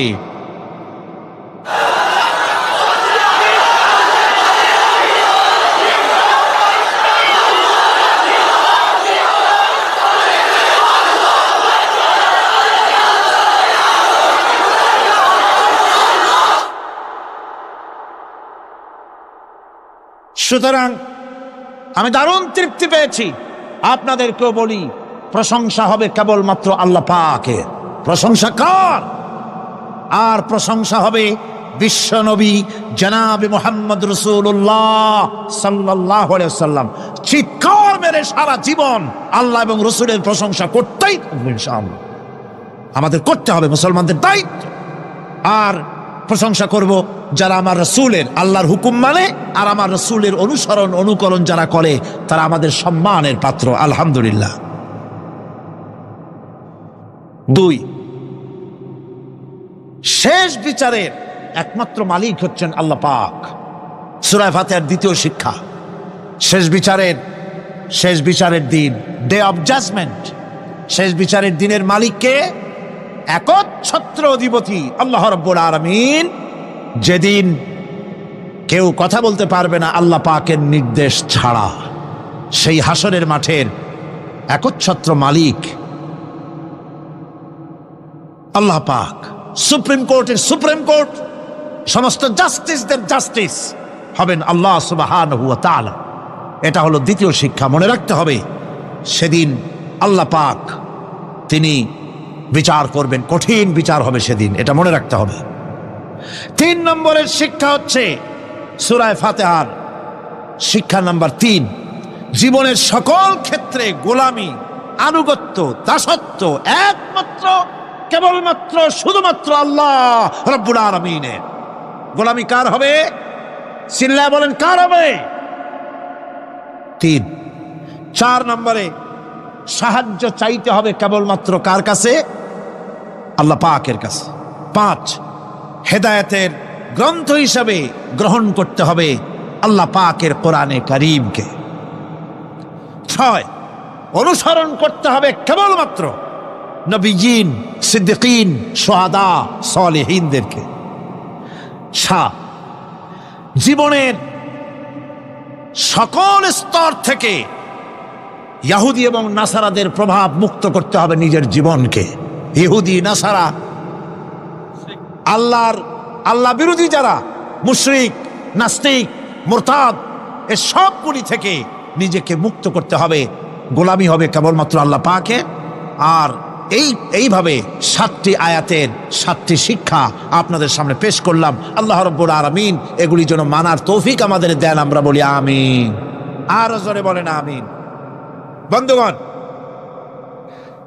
গায়রিল মাগদুবি আলাইহিম ওয়ালাদ-দাল্লিন আমরা পড়ি, ইহুদি এবং খ্রিস্টানের পথ অনুসরণ করব না বলি, কিন্তু এই তো 1 জানুয়ারি আসতেছে। 1 জানুয়ারি 1997 সন, 31 ডিসেম্বর রাত 12টা 1 মিনিটের সময় বাংলাদেশের শহর সমূহে বাজি পোড়ানো শুরু হয়। কথা ঠিক কিনা? আমি জিজ্ঞেস করতে চাই, এটা কি খ্রিস্টানের দেশ? জোরে বলেন, এটা কি খ্রিস্টানের দেশ? অবশ্য আমাদের দেশে খ্রিস্টান, হিন্দু, বৌদ্ধ যারা আছে তারাও আমাদের নাগরিক, সন্দেহ নাই। কিন্তু এই দেশ হচ্ছে পৃথিবীর 2য় বৃহত্তম মুসলিম দেশ। খ্রিস্টানেরা নববর্ষ উদযাপনের জন্য বাজি পোড়াক, ফুর্তি করুক, যা মোল্লায় তাই করুক, কিন্তু একজন মুসলমান এই নববর্ষ উদযাপনের জন্য বাজি পোড়াতে পারে না, বোমা ফুটাতে পারে না, ফুর্তি করতে পারে না। মানে নাই, জাস্টিফিকেশন নাই। এটা যদি করা হয় আপনি খ্রিস্টানদের গোলামি করছেন, এটাই প্রমাণিত হবে।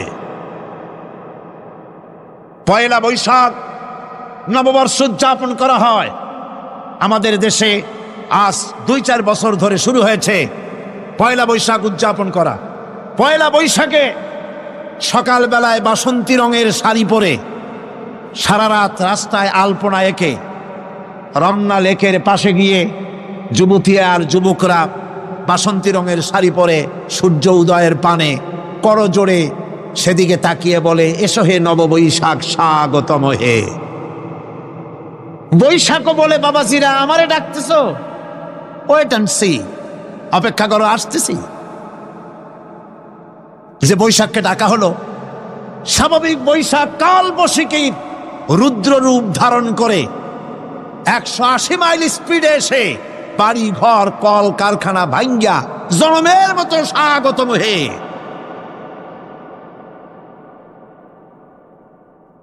এরপর রাজনৈতিক নেতৃবৃন্দ এবং বুদ্ধিজীবী, ছাত্রছাত্রী, শিক্ষক, 1 শ্রেণীর শিক্ষকবৃন্দ মঙ্গল প্রদীপ জ্বালিয়ে দিনের সূচনা করেন। কুকুরের মুখোশ, গাধার মুখোশ, কুমিরের মুখোশ পরে মিছিল করেন।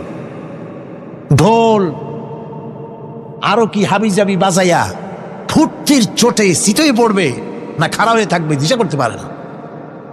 ঠিক কিনা কন?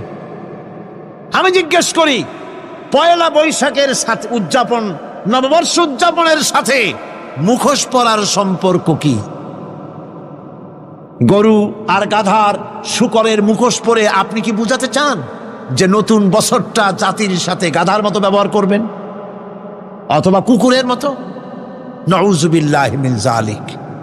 মুসলমানদের জন্য জায়েজ নাই, হারাম হারাম। বৈশাখের কোনো গুরুত্ব নাই। পয়লা বৈশাখ যদি কিছু করতেই হয়, হজরের নামাজ পড়ে, দরুদ পড়ে, তেলাওয়াত করে আল্লাহর কাছে মুসলমানের দোয়া করা দরকার। আল্লাহ, বিগত বছরটা পার করেছি গুনাহ করে, নাফরমানি করে, আগামী বছর আমাদেরকে নেককার বানাও, নামাজি বানাও, চরিত্রবান বানাও, দিনদার বানাও, বছরটা দেশের জন্য, জাতির জন্য কল্যাণকর করে দাও। আবু আইয়ুব আনসারীর ঘরের সামনে গিয়ে ওঠ দাঁড়িয়ে গেল। আপনারা আছেন আমার সাথে? আবু আইয়ুব আনসারী আল্লাহর নবীর আসবাবপত্র সব ঘরে নিয়ে গেলেন। রসুল মদিনাতে এসেছে, একটা বাড়িতে অবস্থান করতেছে। সংবাদ সারা মদিনায় ছড়িয়ে পড়ল। দলে দলে লোকজন রসুলের সঙ্গে সাক্ষাৎ করতে আসলো। এদের ভিতরে অমুসলিমও ছিল, মুশরিক ছিল, ইহুদি ছিল, খ্রিস্টান ছিল। ইহুদিদের একটা দল, ওই কমিউনিটির ইহুদিদের ভিতরে সবচেয়ে বড় যিনি আলেম ছিলেন, জ্ঞানী ছিলেন, বড় নেতা ছিলেন, নাম ছিল আব্দুল্লাহ ইবনে সালাম। কি নাম? যুবকরা কথা বলতেছে না, কি নাম? আব্দুল্লাহ ইবনে সালাম রসুলের সঙ্গে সাক্ষাৎ করলেন। আপাদমস্তক দেখলেন, চেহারার দিকে তাকিয়ে বললেন, মুহাম্মদ সাল্লাল্লাহু, আমি ইহুদিদের নেতা, আমার আদেশে হাজার হাজার ইহুদি অনুসরণ করে। মদিনার কমিউনিটিতে আমি সবচেয়ে বড় আলেম, তাওরাতের হাফেজ। ইন্নী সাইলুকা আন সালাসিন লা ইয়ালামুহুন্না ইল্লা নাবিয়্যুন। আমি আপনাকে 3টি প্রশ্ন করব। আমার বিশ্বাস নবী সারা পৃথিবীর কেউ এই 3টি প্রশ্নের অ্যান্সার জানে না। একমাত্র নবীরা এই 3টি প্রশ্নের অ্যান্সার বলতে পারবে, পৃথিবীর আর কেউ পারবে না। আপনি যদি সত্যিকার অর্থে রাসূল হবেন, নবী হবেন, তাহলে আমার প্রশ্নের জবাব দিন। রাসূল বললেন, তুমি প্রশ্ন করো। তিনি বললেন, আমার প্রথম প্রশ্ন হলো, আউয়ালু আশরাতুস সাআ মা হিয়া? মা হিয়া আউয়ালু আশরাতুস সাআ? কিয়ামত তো হবেই, পৃথিবী ধ্বংস তো হবেই, সাধারণ পৃথিবী আসমান জমিন সহকারে সব ধ্বংস হয়ে যাবে। কিন্তু কিয়ামত ধ্বংস, পৃথিবী ধ্বংস হওয়ার আগে কিছু কিছু আলামত ঘটবে। কিয়ামত, পৃথিবী ধ্বংস হওয়ার আগে বড় বড় কিছু আলামত সংঘটিত হবে। তার ভিতর থেকে পৃথিবী ধ্বংসের, কিয়ামতের বড় বড় আলামতের প্রথম আলামতটা কি? দ্বিতীয় প্রশ্ন, ইয়া রাসূলুল্লাহ, আউয়ালু তুআমিন ইয়াকুলু আহলুল জান্নাহ? জান্নাতের সেই প্রথম খাদ্য কি, যেটা জান্নাতীরা প্রবেশ করেই খাবে? তৃতীয় প্রশ্ন হলো, মা হিয়া ইয়ানজাউল ওয়ালাদু ইলা আবিহি ওয়া ইলা উম্মিহি? কখন সন্তান তার মায়ের মতো হয়, কখন সন্তান তার বাবার মতো হয়? রাসূল বললেন, আব্দুল্লাহ ইবনে সালাম, তুমি এখন আমারে প্রশ্ন করেছো, কিছুক্ষণ আগে জিব্রাইল তোমার প্রশ্নের অ্যান্সারগুলি আমারে জানিয়ে দিয়ে গিয়েছে। তোমার প্রশ্ন হচ্ছে কিয়ামতের প্রথম আলামত কি? আছেন আপনারা? কিয়ামত তো হবেই, এটাকে অস্বীকার করার কোনো সুযোগ, কিন্তু কবে হবে, কখন হবে? ইন্নাল্লাহা ইনদাহু ইলমুস সাআ, সেটা আল্লাহ ভালো জানেন। জিব্রাইল রাসূলুল্লাহকে প্রশ্ন করেছে, ও রাসূল, কিয়ামত কখন হবে আপনি বলেন। রাসূল বলছিলেন, মাল মাসউলু আনহা বিআলাম মিনাস সাইল। জিব্রাইল, আমি জানি না, আপনি জানলে বলেন। কিয়ামত কবে হবে সেই দিন তারিখ জানা নাই, তবে যেদিন পশ্চিম দিক থেকে সূর্য উদিত হবে তার 120 বছর পরে কিয়ামত হবে। আল্লাহু আকবার বলেন। আমার প্রিয় সদীপ, জিব্রাইল বলল, আব্দুল্লাহ ইবনে সালাম বলল, হে রাসূল, কিয়ামত তো হবেই, কিন্তু কিয়ামত সংগঠিত হওয়ার আগে যে বড় বড় আলামতগুলি ঘটবে তার প্রথম আলামতটা কি? রসুল বললেন প্রথম আলামত হলো ওহিয়া নারুন তাহশুরুন নাস মিনাল মাশরিকি ইলাল মাগরিব। কিয়ামতের প্রথম আলামত হলো পূর্ব দিক থেকে একটা আগুনের কুণ্ডলী বের হবে, আগুনের ধোঁয়া বের হবে, জাপান থেকে বের হবে। কোন দিক থেকে? এই আগুনের কুণ্ডলী ভারত, পাকিস্তান, চীন, মঙ্গোলিয়া সহকারে বাংলাদেশ সহ এই পূর্বাঞ্চলের মানুষদেরকে তাড়ায়া পশ্চিম দিকে নিয়ে যাবে। আল্লাহু আকবার। এমন এক আগুন পূর্ব দিক থেকে আল্লাহ বের করে দিবেন যে আগুনকে নিবানোর মতো ক্ষমতা পৃথিবীর কারো থাকবে না। এখন তো নিমতলিতে আগুন লাগলে বন্ধ করা সম্ভব, পানি ডাললে আগুন নিভে যায়, লঞ্চের মধ্যে আগুন লাগলে সেটাও নিবানো সম্ভব, বিমানের মধ্যে আগুন লাগলেও নিবানো সম্ভব। কিন্তু কিয়ামতের প্রথম আলামত হিসাবে যে আগুনটা আল্লাহ পূর্ব দিক থেকে বের করে দিবেন, ওই আগুনকে নিবানোর মতো ক্ষমতা পৃথিবীর কোনো ফায়ার সার্ভিসের নাই। এটা প্রথম আলামত। বুঝতেছেন কথা? তুমি প্রশ্ন করেছো আউয়ালু তুআমিন ইয়াকুলু আহলুল জান্নাহ, জান্নাতি লোকেরা যখন জান্নাতে যাবে তখন জান্নাতে তো খাবারের কোনো অভাব নাই, ঠিক কিনা? আদমকে আল্লাহ বলছেন ওয়াকুলা মিনহা রাগাদান, আদম যা খুশি তা খাও, যত ইচ্ছা তত খাও, কারণ বেশি খাওয়ার জায়গা হলো জান্নাত, কম খাওয়ার জায়গা হলো দুনিয়া। সুবহানাল্লাহ বলবেন না? আর আমরা এখন মনে করি না বেশি খাওয়ার জায়গাটাই দুনিয়া, তাই ইচ্ছা মতো খায়, নিজেরটাও খায়, পরেরটাও খায়। খাওয়ার জন্য এত খাওয়া খায়, দেশের ব্যাংকে জায়গা হয় না, তাই বিদেশের ব্যাংকও টাকা পাঠায়। কথা বলেন ঠিক কিনা? এমন খাওয়া খায়, সব খাওয়ার হিসাব নিবেন কে?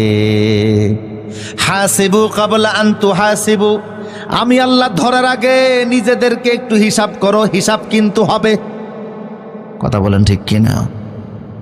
তো জান্নাত হচ্ছে বেশি খাওয়ার জায়গা, ঠিক কিনা বলেন? আর দুনিয়াতে আপনি যত খাবারই খান স্বাদ পাবেন মাত্র 6 প্রকার। 6 প্রকারের বাইরে পৃথিবীতে কোনো স্বাদ নাই। আমি একবার দুবাইতে বুফের খানা খেলাম, প্রায় 100 প্রকারের আইটেম আমার সামনে দিছে। তা আপনি আর কয়টা খাবেন? যত খাবার খান স্বাদ 6 প্রকার, টক, ঝাল, মিষ্টি, ন্যানো, তেতো, পানসা। এই 6-এর বাইরে কোনো স্বাদ দুনিয়াতে আপনি পাবেন না, হাজারো প্রকার খাবার খেলেও। কিন্তু আল্লাহ বলছেন আলাম নাজআল্লাহু আইনাইন ওয়া লিসানান ওয়া শাফাতাইন, তোমাদেরকে আমি আল্লাহ টেস্টিং বাট জিহ্বা দিয়েছি, এই জিহ্বার মধ্যে স্বাদ দেওয়ার জন্য 10,000 সেল আছে। দুনিয়াতে পাইলেন মাত্র 6 প্রকার, বাকি যত স্বাদ আছে 9,994 প্রকার স্বাদ আল্লাহ জান্নাতে দান করে দিবে। আমরা বেশি খাই অবশ্য নিজের বাড়িতে না, আরেকজনের বাড়িতে, ঠিক কিনা বলেন? কম খাবেন, বরকত আছে না নাই? এক জায়গায় মেজবানির আয়োজন হয়েছে, গৃহকর্তা আসছে আমেরিকা থেকে, গরু লাগে গ্রামবাসীর 5টা, উনি জবাই করছে 10টা। এর মধ্যে 2 গ্রামের মানুষ আমন্ত্রিত, 1 গ্রামের লোকেরা রাগ করে আসে নাই। উনি বললেন ঠিক আছে, বাকি গ্রামে যারা আছে ইচ্ছা মতো খাও। এরা দেখলো ফলাও খেয়াল লাভ কি, শুধু গোস্ত। এক লোক এমন খাওয়া খাইছে এখন দম ছাড়তে পারে না, নাকের আগা দিয়া দম আসে আর যায়, ও শীতুয়া শুয়া উপরের দিকে মুখটারে কাট করে দিয়া আজরাইলে ডাকতে আছে। পরিস্থিতি বড় জঘন্য, যে কোনো সময় লাশ হইতে পারে। লোকজন বলল জমিদার সাহেব আপনি যে আয়োজন করছেন এত সম্মানের চাইতে আরো তো বেজ্জি দেওয়ার সম্ভাবনা বেশি। এই লোক যদি এখন মারা যায় পত্র পত্রিকায় ফেসবুকে আপনার বিরুদ্ধে কথা উঠবে, তাড়াতাড়ি এরে সুস্থ করেন।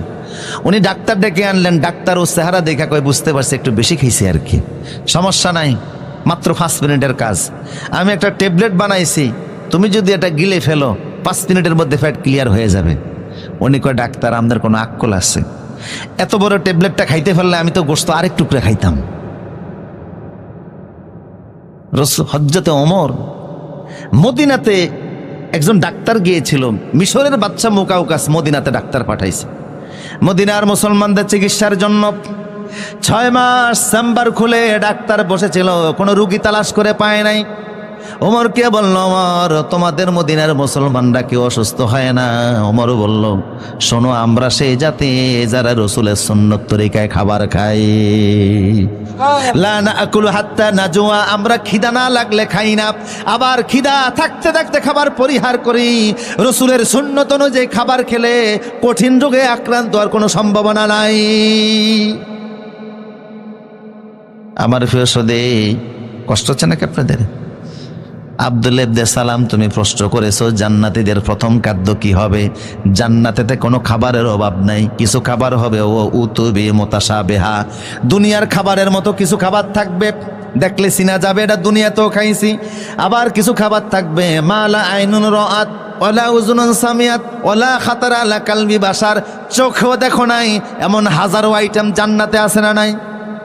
কিন্তু সর্বপ্রথম যে খাবারটা আল্লাহ জান্নাতীদের মুখের সামনে তুলে ধরবেন সেটা হলো কাবাতে হুত।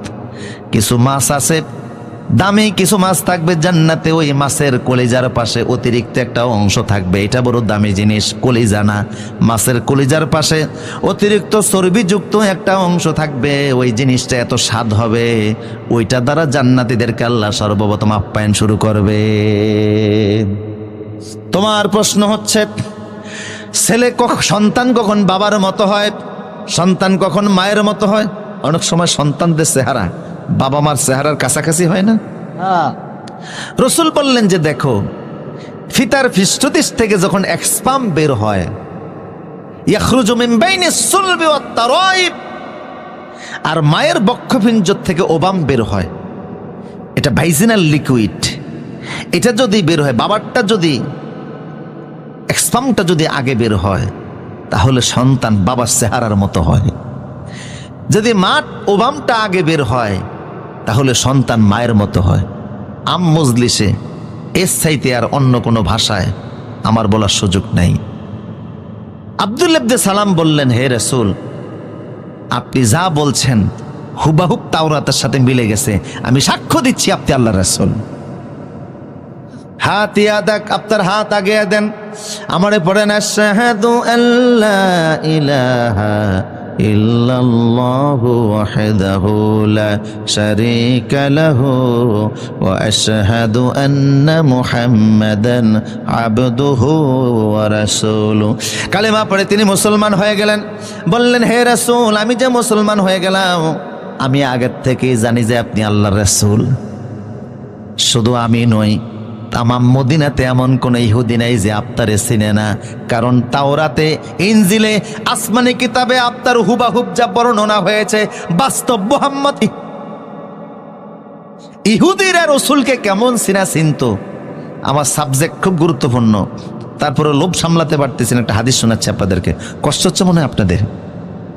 রাসূল সাল্লাল্লাহু আলাইহি ওয়াসাল্লাম যখন খাইবার বিজয় করলেন, খাইবার মদিনা থেকে প্রায় 70 কিলোমিটার দূর।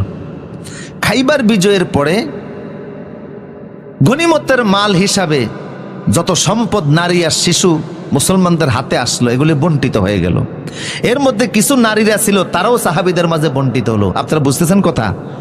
তার মধ্যে একজন নারী হযরতে সাফিয়া রাদিয়াল্লাহু তাআলা আনহা, তিনি আমাদের আম্মা জান উম্মুল মুমিনিন, তিনি হযরত দাহিয়া কালবির ভাগে পড়ছেন।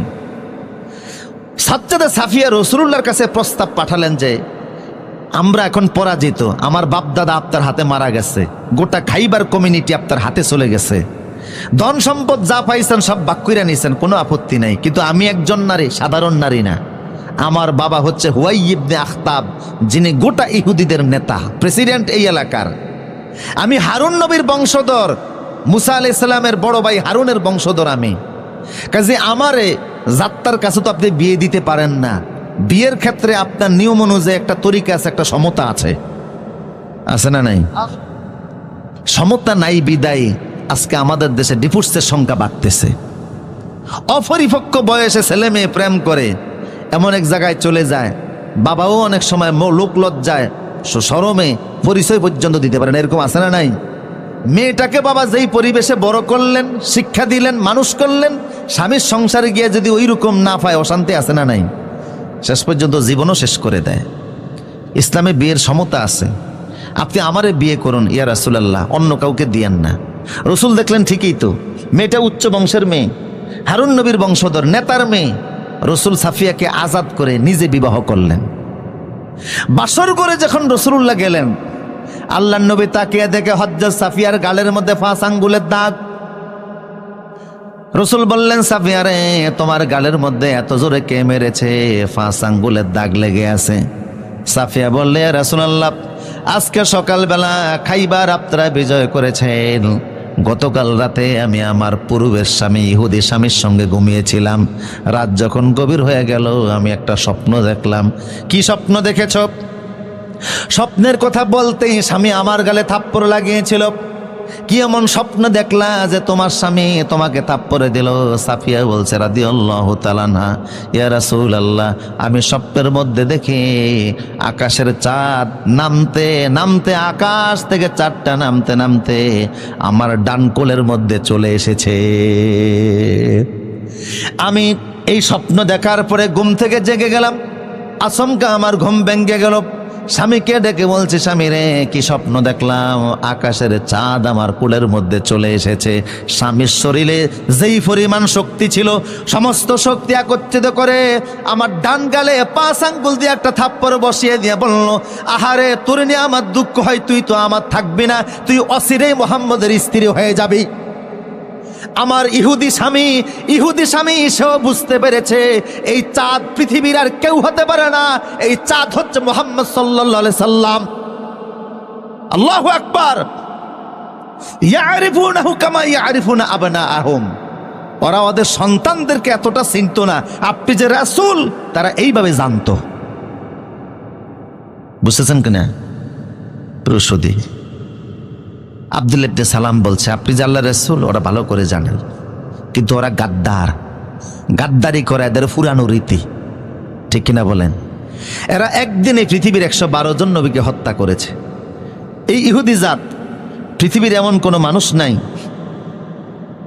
এমন কোনো যুগ নেই যেই যুগে মানুষকে কষ্ট দেয় নাই। আজকের পৃথিবীতে এরা সবচেয়ে বেশি অশান্তির কারণ। ইউক্রেনে হামলা হয়েছে, আমি যুদ্ধ বন্ধ হইতে দোয়া করি নাই। এর আগে ইরাকে হামলা হয়েছে, দোয়া করছে। কথা কোন ঠিক কিনা? আফগানে হামলা হয়েছে, দোয়া করছে। কারণ ইউক্রেনের মূলত যুদ্ধ ইহুদি আর নাস্তিকদের যুদ্ধ। কথা বলেন ঠিক কিনা? 1991 সালে মার্কিন যুক্তরাষ্ট্রে একজন নাগরিক একটা বিড়ালকে হত্যা করেছিল। সেই অপরাধে ওই নাগরিকের বিরুদ্ধে মামলা হয়েছে মার্কিন যুক্তরাষ্ট্রে। $6,000 মার্কিন তার বিরুদ্ধে জরিমানা হয়েছে। বিড়াল হত্যার অপরাধে মার্কিন আদালতে বিচার হয়, $6,000 মার্কিন জরিমানা হয়। অথচ 2.5 বছরে ইতিহাসের জঘন্যতম নিকৃষ্ট পাপিষ্ঠ মিস্টার বুশ ইরাকে 18 লক্ষ মুসলমানকে হত্যা করেছে। তার বিরুদ্ধে মামলা, বিচার হওয়া তো দূরের কথা, মার্কিন আদালতে একটা মামলাও হয় নাই। কথা বলেন ঠিক কিনা? তোমাদের এই জাতিসংঘ, এটাকে আমরা খ্রিস্টান ক্লাব মনে করি, এছাড়া আর কিছু নয়। তবে দুঃখ লাগে, আজকের পৃথিবীর প্রায় 70% সম্পদ মুসলমানদের হাতে। 57টি স্বাধীন মুসলিম দেশ, তেল গ্যাস সহকারে আল্লাহ কি আমাদেরকে দেন নাই? আমরা ঐক্যবদ্ধ হলে কাফের মুশরিক পালিয়ে যাওয়ার রাস্তা খুঁজে পেত না। প্রসূতি ইম্পর্টেন্ট আলোচনা সামনে, একটু কষ্ট দিচ্ছি আপনাদেরকে, যদি একটু সামনের দিকে আসতেন। জায়গা কম হয়ে গেছে, হ্যান্ডেল বড় করলে ভালো হতো। আমানুল্লাহপুরের ভাইরা যার যার আমানত নিয়ে সামনে আসেন, জুতা, মোবাইল, মানিব্যাগ, চশমা, ছাতাও যদি থাকে সামনের দিকে আসেন। একটু ফাঁকা জায়গাগুলি পূরণ করে সামনের দিকে আগে বসেন, যেহেতু দাঁড়ানো ভাইরা, পিছনের ভাইরা এসে বসতে পারে। শব্দ হবে না, আওয়াজ হবে না।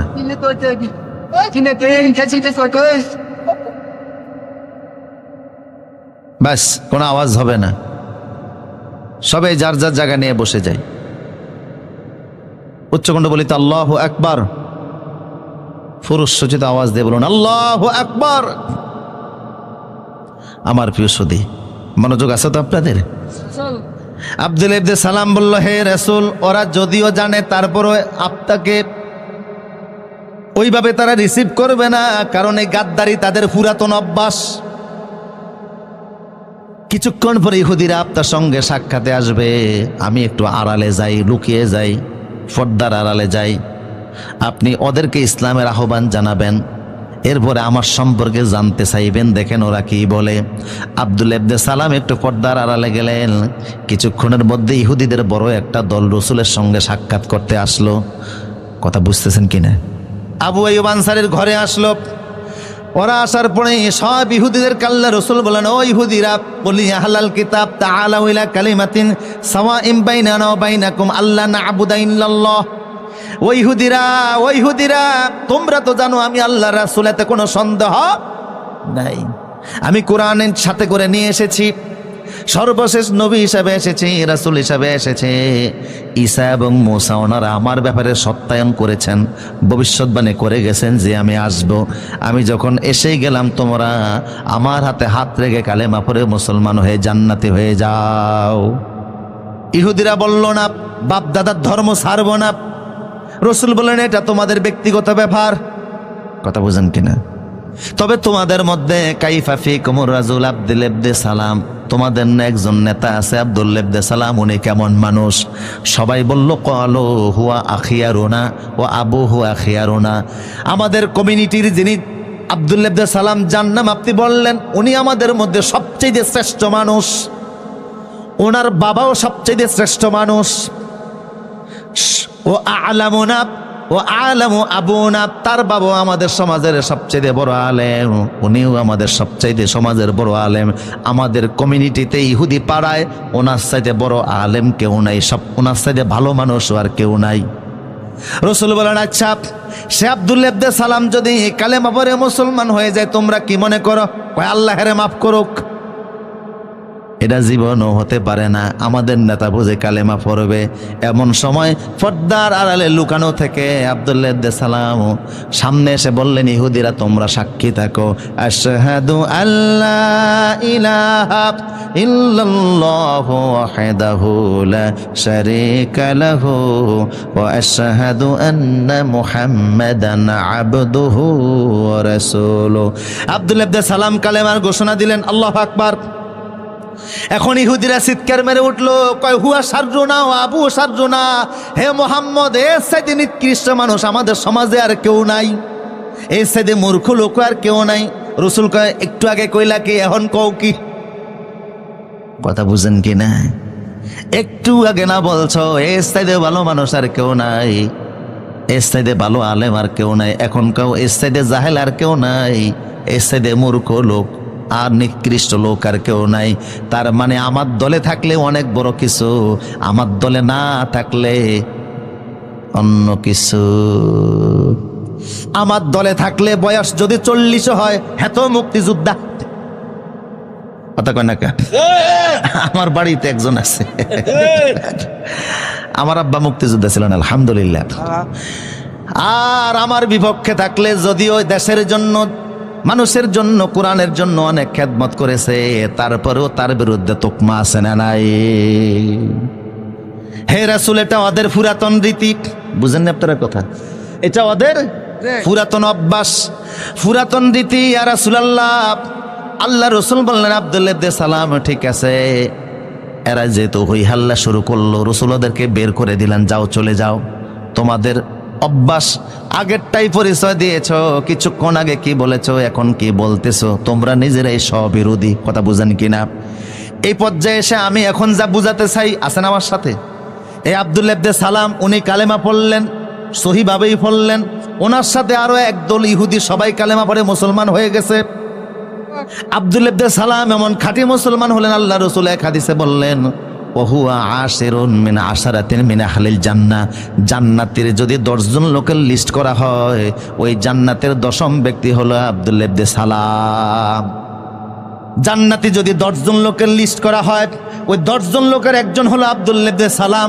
অথচ সে আব্দুল্লাহ ইবনে সালামের বিপক্ষে আল্লাহ সূরা বাকারা 208 নম্বর নাজিল করলেন। কি করছে আব্দুল্লাহ ইবনে সালাম? কেন আল্লাহ তাদেরকে ধমক দিয়ে সূরা বাকারার 208 নম্বর আয়াত নাজিল করলেন? বুঝতেছেন কথা? আব্দুল্লাহ ইবনে সালাম সেই যুগে ইসলাম কবুলের পরে ইসলামের পরিপূর্ণ বিধিবিধান মানতেছিল, রাসূলের শরীয়তের প্রত্যেকটা বিধিবিধান পালন করতেছিল, নামাজ পড়তেছিল, হজ যাকাত কুরবানি শরীয়তের যত বিধিবিধান সব পালন করতেছে। কিন্তু পাশাপাশি মুসা নবীর শরীয়তেরও কিছু জিনিস মানতে শুরু করছে। কথা বুঝেন কিনা? কষ্ট হচ্ছে মনে হয় আপনাদের? মুসা নবীর শরীয়তের কিছু বিধিবিধান আব্দুল্লাহ ইবনে সালাম মানে। মুহাম্মদ সাল্লাল্লাহু আলাইহি ওয়াসাল্লামের শরীয়তের বিধিবিধানও মানে। আল্লাহ ধমক দিয়ে আয়াত নাযিল করলেন, খবরদার ইসলাম আসার পরে অন্য কোন ধর্মের বিধান আমি আল্লাহ অ্যাকসেপ্ট করব না। মুহাম্মদ সাল্লাল্লাহু আলাইহি ওয়াসাল্লামের শরীয়ত আসার পরে অন্য কোন নবীর শরীয়তকে আমি আল্লাহ স্বীকৃতি দিব না। আল্লাহু আকবার। এই সাহাবীদেরকে আল্লাহ ধমক দিচ্ছেন। মুসা নবীর শরীয়ত মানতেছে। এখন বলেন আপনারা, মুসা নবী কি ইসলামের বাইরে? কথা কয় না। উনিও তো আল্লাহ রাসূল ছিলেন, সাধারণ রাসূল। ওয়াকাল্লামাল্লাহু মূসা তাকলিমা, যিনি আল্লাহর সাথে সরাসরি বিনা তারের কানেকশনে কথা বলতেন। তুর পাহাড়ে গিয়ে যখনই আল্লাহরে ডাক দিতেন, আল্লাহ ডাকে সাড়া দিতেন। কথা বলতে গিয়ে বলছেন, আল্লাহ কথা বলতে এত মজা, না জানি তোমার দেখতে কত মজা। আল্লাহ বললেন, না দেখার চিন্তা কইরো না। উনি কয় না, একটু দেখি না চেষ্টা কইরা। আল্লাহ বলেন, টেস্ট পরীক্ষা দাও। টেস্টের নমুনা হিসাবে আল্লাহ যতটা পরিমাণ নূর তুর পাহাড়ে ছেড়ে দিলেন। উনি ওই নূরের হিট সহ্য করতে না পেরে বেহুশ হয়ে পড়ে গেলেন। ফালাম্মা তাজাল্লা রাব্বুহু লিল জাবাল জাআলাহু দাক্কা ওয়া খাররা মূসা সায়কা, যখন তিনি বেহুশ হয়ে জমিনে পড়ে গেলেন, 7 দিন পর্যন্ত মূসা নবীর কোনো হুঁশ ছিল না। কয়দিন? 7 দিন পরে আল্লাহ বলে, মূসা রে, টেস্ট পরীক্ষায় তো পাস করো নাই, এখন কি দেখার ইচ্ছা আছে নাকি? উনি কয়, ক্বালা ইন্নী তুবতু ইলাইকা ওয়া আনা আউয়ালুল মুমিনিন। আল্লাহ, তওবা করলাম, জীবনও দেখার নাম নিতাম না। বুঝতে পেরেছি, দেখার চিন্তা করে আমি ভুল করছি, তবে জান্নাতে দেখা দিও। তাইলে দেখতে না ফেললো, আল্লাহ নূরের হিট তাজাল্লির একটা ধাক্কা তো খাইছে। কথা বলেন ঠিক কিনা? তাওরাত ওনার উপরে এসেছে, জলিল কদর পয়গম্বর ছিলেন, রাসূল ছিলেন, আল্লাহর নূরের হিটের ধাক্কাও খেলেন, অথচ সেই নবীর শরীয়ত মানতেছে। আল্লাহ ধমক দিয়ে বললেন, খবরদার মুহাম্মদ সাল্লাল্লাহু আলাইহি ওয়াসাল্লামের শরীয়ত আসার পরে অন্য কোন নবীর শরীয়ত মানা যাবে না। এখন প্রশ্ন, আব্দুল ইবনে সালাম মুসা নবীর কি মানতেছিল যে আল্লাহ ধমক দিলেন? কথা বুঝতেছেন কিনা? উনি দীর্ঘদিন তো ইহুদিদের নেতা ছিলেন, ঠিক কিনা? আলেম ছিলেন। তো ওনাদের ধর্মের ইহুদি শরীয়তে শনিবারকে সম্মান করার একটা বিধান ছিল। ঐতিহাসিকভাবে ওনারা শনিবারকে সম্মান করতেন। আর আল্লাহ মুহাম্মদ সাল্লাল্লাহু আলাইহি ওয়াসাল্লামকে দিয়েছেন জুমার দিন। সুবহানাল্লাহ বলবেন না? ইহুদিরা সম্মান করে শনিবার দিনকে, খ্রিস্টানরা করে রবিবারকে, আর আমরা করি জুমার। শুক্রবার বলবেন না, বলবেন জুমার দিন। এই জুমা শব্দটা বললেও 50টা নেকি আমল নামায় উঠে যাবে। এই জুমা নামে কোরআনে একটা সূরাও আছে, আছে না নাই? কোরআনের নির্দেশ হচ্ছে, ইজা নুদিয়া লিস-সালাহ বিয়াউমিল জুমআহ ফাসআউ ইলা যিকরিল্লাহ। জুমার দিনের আজান যখন হয়ে যাবে, আর কাজ করা যাবে না, ব্যবসা করা যাবে না, বাণিজ্য করা যাবে না, দৌড়াও মসজিদের দিকে, দৌড়াও মসজিদের দিকে। আমাদের অনেক মুসল্লিরা আছে মাত্র 2 রাকাতের জন্য দৌড়ায়, বাসার তরে বৈশা খুতবা শুনে। কথা কোন ঠিক কিনা? আমার মসজিদে 4তলা মসজিদ, দূর দূরান্ত থেকে অনেক মুসল্লিরা নামাজ পড়তে ঢাকা উত্তর বাড্ডা যায়। এখন আশপাশের যারা আছে তারা দেখে দূরের লোকেরা এসে জায়গা আগে দখল করে, এই জন্য হেরা আবার জায়নামাজ বিছানো শুরু করছে। মানে জায়নামাজ বিছিয়ে জায়গা দখল করে পরে আসে। আমি যখন জানলাম, আমি ধমক দিলাম, পরে জায়নামাজ সরিয়ে লাইছে। রসুল বলেছে, জুমার দিন তুমি যদি সবার আগে আগে যাও, ইমাম সাহেবের কাছে গিয়া বসো, অদ্দানা মিনাল ইমাম, ইমামের কাছাকাছি বসো, ফাস্তামা আল খুতবা, খুতবাগুলি যদি মনোযোগ সহকারে শোনো, তোমার বাড়ি থেকে মসজিদ পর্যন্ত যেতে প্রত্যেকটা কদমে আল্লাহ 1 বছরের আমল নামায় সওয়াব দান করে দিবেন। আর 1 বছরের গুনার সমস্ত আল্লাহ আমল নামা থেকে মিটাইয়া দিবেন। হাদিসটা সহিহ। 1 বছর নফল নামাজ পড়লে, রোজা রাখলে যে সওয়াব 1 কদমে আল্লাহ আমল নামায় দিবেন, সেই সওয়াব। তার মানে হলো, তোমার বাড়ি থেকে মসজিদ পর্যন্ত যদি 100 কদম হয়, 1 জুমার দিনে 100 বছরের নেকি আমল নামায় উঠবে, 100 বছরের গুনাহকে আল্লাহ মিটাইয়া দিবেন। তাহলে আল্লাহ আমাদেরকে দিলেন কোন দিন? মুহাম্মদ সাল্লাল্লাহু আলাইহি ওয়াসাল্লামকে আল্লাহ কোন দিন দিয়েছেন? আর ইহুদিদের ছিল শনিবার। আব্দুল ইবনে সালাম পূর্বের অভ্যাস অনুযায়ী শনিবারকে একটু সম্মান করত। আর ইহুদি ধর্মে উটের গোশত খাওয়া হারাম ছিল। কিসের গোশত? উটের গোশত। কিন্তু ইসলামে হালাল না হারাম? ইসলামে ওটের গোশত খাওয়া হালাল। আব্দুল্লাহ ইবনে সালাম বলছে, হে রাসূল, আমি ভালো করে জানি ইসলামে ওটের গোশত খাওয়া হালাল, আমিও হালাল মনে করি, হারাম মনে করি না, কিন্তু পুরানো অভ্যাস অনুযায়ী হালাল মনে করার পরেও আমি খেতে চাই না। এই কারণে আল্লাহ এই মাত্র দুটি কারণে ধমক দিয়ে বললেন, খবরদার, ইসলামে যেহেতু ওটের গোশত হালাল করা হয়েছে, পূর্বের অভ্যাস অনুযায়ী এটাকে বাদ দেওয়া যাবে না। অসুস্থতার কারণে, রোগের কারণে তুমি গোশত না খাও, সেটা ভিন্ন জিনিস, কিন্তু মুসা নবীর শরীয়তের কারণে ওটের গোশত ছেড়ে দিবে, এটা আমি আল্লাহ বরদাস্ত করব না। কথা বুঝতেছেন কিনা?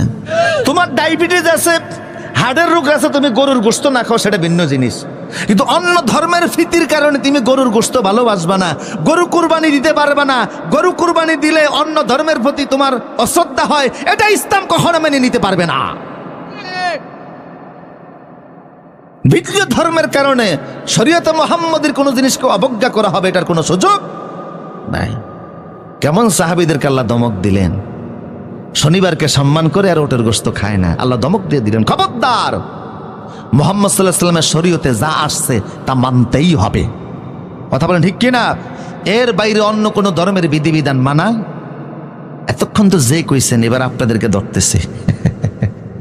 এই যে খেলা আসছে, কি আসছে, এই খেলা শব্দ নিয়ে তো এখন কত মুসিবত, কয় খেলা হবে, এটা আর যাই হোক রাজনৈতিক ভাষা হতে পারে না। কথা বলেন ঠিক কিনা? রাজনীতি একটা আদর্শ, ঠিক কিনা বলেন?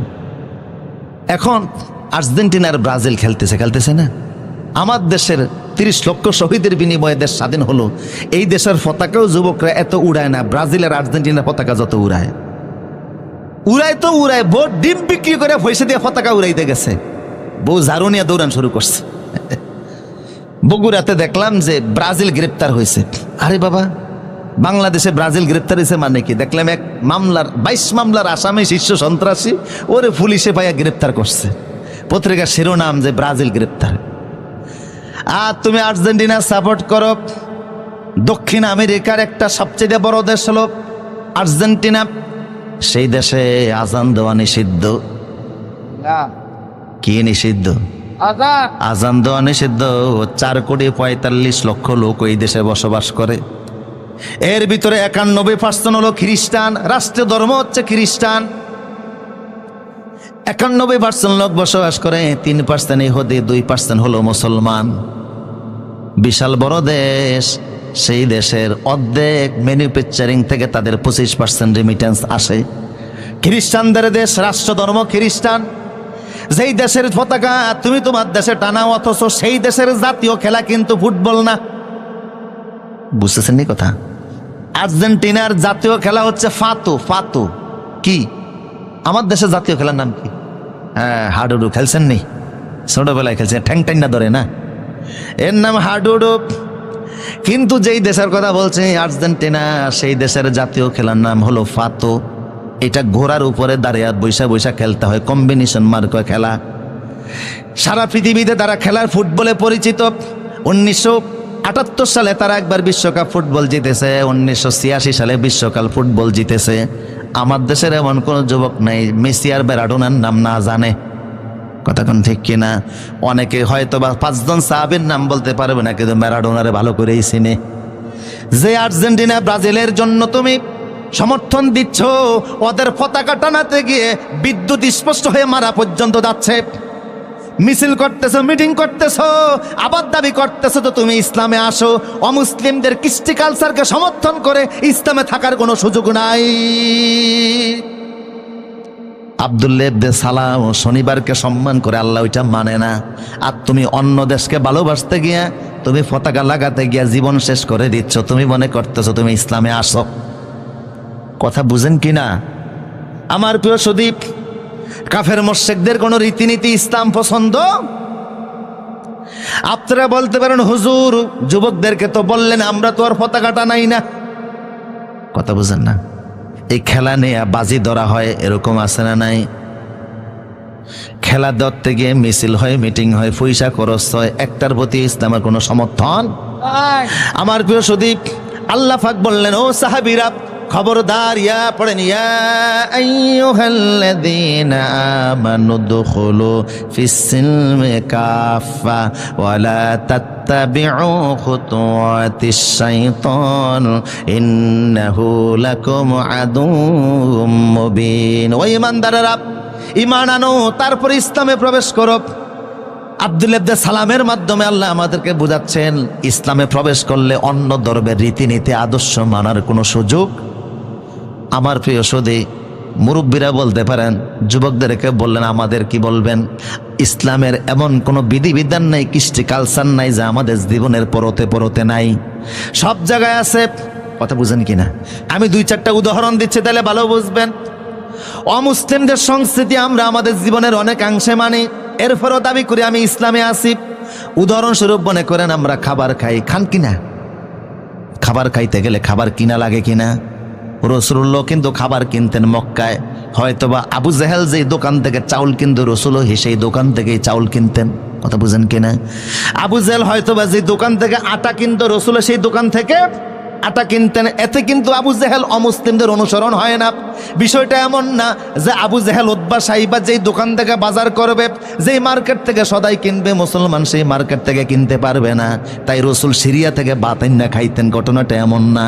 বরং একই দোকান থেকে হয়তোবা কিনতেন, একই বাজার থেকে কিনতেন। চাউল কেনার মধ্যেও কোনো অসুবিধা নাই, কাপড় কেনার মধ্যে কোনো অসুবিধা নাই, সদাই কেনার মধ্যে অসুবিধা নাই। অসুবিধা হলো খাওয়ানোর মধ্যে। খাইতে গেলে আমার একটা কালচার আছে, সংস্কৃতি আছে, ওদেরও একটা কালচার। যখন মুসলমান খাইতে যায়, রাসূল বলেন আমার সংস্কৃতি হলো কুল বিসমিল্লাহ। যখন তোমরা খাবার খাবা তখন তোমরা বিসমিল্লাহ বলে খাবার খাও। কিন্তু আবু জেহেলরা যখন খাবার খাইতো, ওরা বলতো কুল বিল বিল বিসমিল উজ্জা বিসমিল্লাহ। ওরা উজ্জার নামে, লাতের নামে, কৃষ্ণের নামে, ভগবানের নামে, গডের নামে খাবার খায়, আর মুসলমান খায় কার নামে? এই হচ্ছে পার্থক্য। তাইলে খাইতে গেলে ওদের একটা সংস্কৃতি আছে, আমারও একটা সংস্কৃতি আছে না নাই? ওরা হারাম খায়, শুকরের গোশত খায়, রক্ত খায়, অবৈধ টাকার ইনকাম খায়, আর মুসলমান খাবে ঠিক কিন্তু হারাম খাইতে। আবার রাসূল সাল্লাল্লাহু আলাইহি ওয়াসাল্লাম বলতেন খাবার খাবা। এইখানে হলো মুসলিমদের সাথে আমাদের সাংস্কৃতিক পার্থক্য, বুঝেন কিনা? রাসূল বলতেন কুল বিয়ামিনিকা, খাও ডান হাতে খাও। কোন হাতে খাবেন? ওয়ালা তাকুলু বিশিমাল, বাম হাতে খাবা না। ফাইন্না শাইতানা ইয়াকুলু বিশিমাল, কারণ শয়তান খায় বাম হাতে। যেরকম কোন হাতে? এখন কেমন কিছু মুসলমান আসেনি যারা বাম হাতে খায়। তাইলে ডান হাতে খাওয়া মুসলমানের সংস্কৃতি, ডান হাতে খাওয়া ইসলামিক কালচার, বাম হাতে খাওয়া কাফের মুশরিকের কালচার। ঠিক কিনা বলেন? হ্যাঁ, আপনার হাত প্যারালাইজড হয়ে গেছে সেটা ভিন্ন কথা, ডান হাত উঠাইতে পারেন না সেটা ভিন্ন কথা, কিন্তু হাত সুস্থ থাকা অবস্থায় বাম হাতে খাওয়ার। ব্রাহ্মণবাড়িয়ার, কষ্ট হচ্ছে মনে হয় আপনাদের না? ব্রাহ্মণবাড়িয়ার ফখরে বাঙ্গাল আল্লামা তাজুল ইসলাম সাহেব সারা আরব জাহানে যখন কোনো ইসলামিক কনফারেন্স হতো সেখানে তিনি প্রিজাইডিং করতেন। আরবের আলেমরা ওনারা খুব ভালো করেছেন, তো আলহামদুলিল্লাহ বলেন। তো উনি এক জায়গায় এক হোটেলে খেতে বসছে, ওনার সামনে এক ভদ্রলোক নাস্তিক আর কি, নাস্তিক খাইতেছে বাম হাতে চামচ দিয়ে, আর উনি খায় ডান হাতে। তো উনি বললেন আচ্ছা ভাই, আমিও খাচ্ছি ডান হাতে, আল্লাহ তো ডান হাত দিয়েছে, ডান হাত দিয়ে খান না। উনি বললেন না হুজুর, অসুবিধা কি? কিতাবের নাম অসুবিধা কি? হাত ডান হাতও দিয়েছে আল্লাহ, বাম হাতও দিয়েছে আল্লাহ, একটা দিয়ে খাইলেই সারে। কথা বুঝেন কিনা? ডান হাতও আল্লাহ দিয়েছে, বাম হাতও আল্লাহ দিয়েছে, একটা দিয়ে খাইলেই সারে। তো হুজুর বললেন মুখও তো আল্লাহ দুইটা দিছে, এটা উপরের মুখ একটা নিচের মুখ, একটা দিয়ে খাইলেই সারে। উনি বলে না হুজুর, এটা কি বললেন? উপরের মুখ হচ্ছে খাওয়ার জন্য, নিচের মুখ হচ্ছে যাওয়ার জন্য। উপরের মুখ দিয়া ঢুকবে, নিচের মুখ দিয়া বের হবে। হুজুর বলেন হাতও আল্লাহ দুইটা দিছে, একটা ডান হাত একটা বাম হাত। ডান হাত দিছে উপরের মুখের জন্য, বাম হাত দিছে নিচের মুখের জন্য। কাজ করেন কা? উনি হুজুর অসুবিধা নাই, একটু হাত সাবান তো আছে, ধুয়ে লইলেই সারে। হুজুর কয় ভাই সব সময় কিন্তু হাত সাবান দিয়ে ধুয়ে নিলে সারে না। বেয়াই গেছে বেয়াইর বাড়িতে, বেয়াই তো বেয়াইকে দেখে খুব খুশি, নানান ধরনের আইটেম খাবার আইনা সামনে দিছে, কিন্তু খাবার যেখানে স্টার্ট দিবে ছোট্ট নাতি আর কি দৌড়াতে দৌড়াতে বেয়াই সামনে এসে একেবারে জায়গায় আনলোড করে দিছে। কথা বুঝেন কিনা? এখন এইটা সামনে রাখা অবস্থায় খাইতে কি রুচিতে আসে? বেয়াই হয়ে গেছে পেরেশান, এখন কোদাল ভাই কই, কয় কোদাল আর কর্তন ভাবো, এটা আনতে গেলেও সময় লাগবে। ওই তো ডাউলের যে চামচটা ছিল এটা তো কোদালের মতোই, চিনেন না?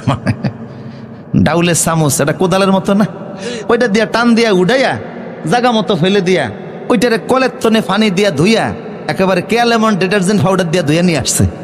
কই বেআই সব কি করেন? কই ধুইয়াই নিয়ে এসে সাবান দিয়া। কয় বেআই যতই সাবান দিয়া তখন আমার রুচিতে আসবে না। তো বোঝা গেল সবসময় সাবান দিয়া ধুইলেও কি হয় না, রুচিতে আসে না। কথা বুঝতেছেন কি না? তো ডান হাতে খাওয়া এটা ইসলামের সংস্কৃতি, বাম হাতে খাওয়া এটা কাফের মুশরিকদের সংস্কৃতি। তাইলে বোঝা গেল আমাদের খানার মধ্যে ইসলাম এবং অমুসলিমের বিধান আছে না নাই? আবার খানা যখন শেষ হয়ে যাবে, মুসলমান খাওয়া শেষে বলবে আলহামদুলিল্লাহিল্লাযী আতামানা ওয়া সাকানা ওয়া জাআলনা মিনাল মুসলিমিন। বলছি, একবার বলছি, আর আসার জায়গা নেই। একবার বলছিলাম এদিকে কিছু জায়গা আছে, আর দৃষ্টি বাস বসেন, জায়গায় বসে থাকেন। নাড়াচাড়ায় সমস্যা হয়, সঙ্গীত হবে তখন নাড়াচাড়া দিয়েন। আমার দিকে তাকান, ডিস্টার্ব দেওয়া যাবে না। উচ্চকণ্ঠে বলেন আল্লাহু আকবার। বাস আজকের ওয়াজ দাঁড়িয়েই শোনেন, কষ্ট হচ্ছে না তো আপনি? ইনশাল্লাহ দাঁড়িয়েই যদি কিছু ওয়াজ না শুনতে পারে, এরা ইসলাম বিজয় করবে কেমনে? সামনে তো কঠিন দিশা আসতেছে, কথা বলে ঠিক কিনা? ইসলামের জন্য যদি এক সাগর বুকে রক্ত দিতে হয়, রাজি আছে না নাই? কারা আছে হাত তুলে দেখো।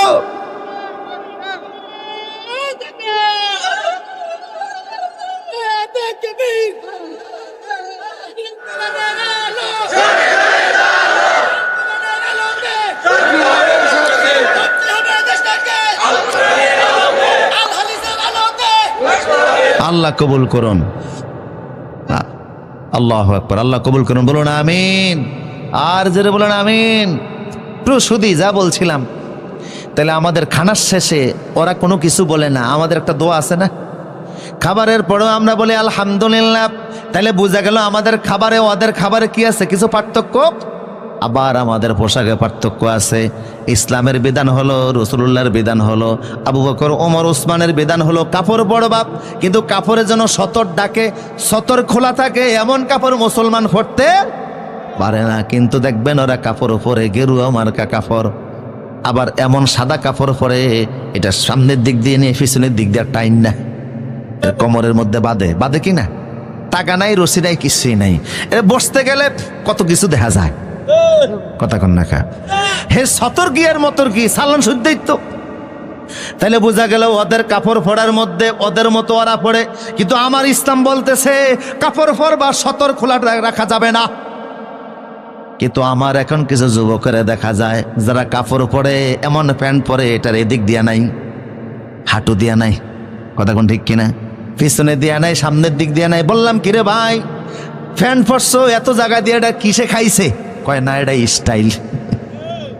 এই স্টাইল মার্কা কাপড় পরে সতর খোলা রাখে। হুজুর বললেন কাপড় পরবা, সতর খোলা রাখা যাবে না, এটা আমার সংস্কৃতি। টাকনুগিরার নিচেও কাপড় যাইতে পারবে না।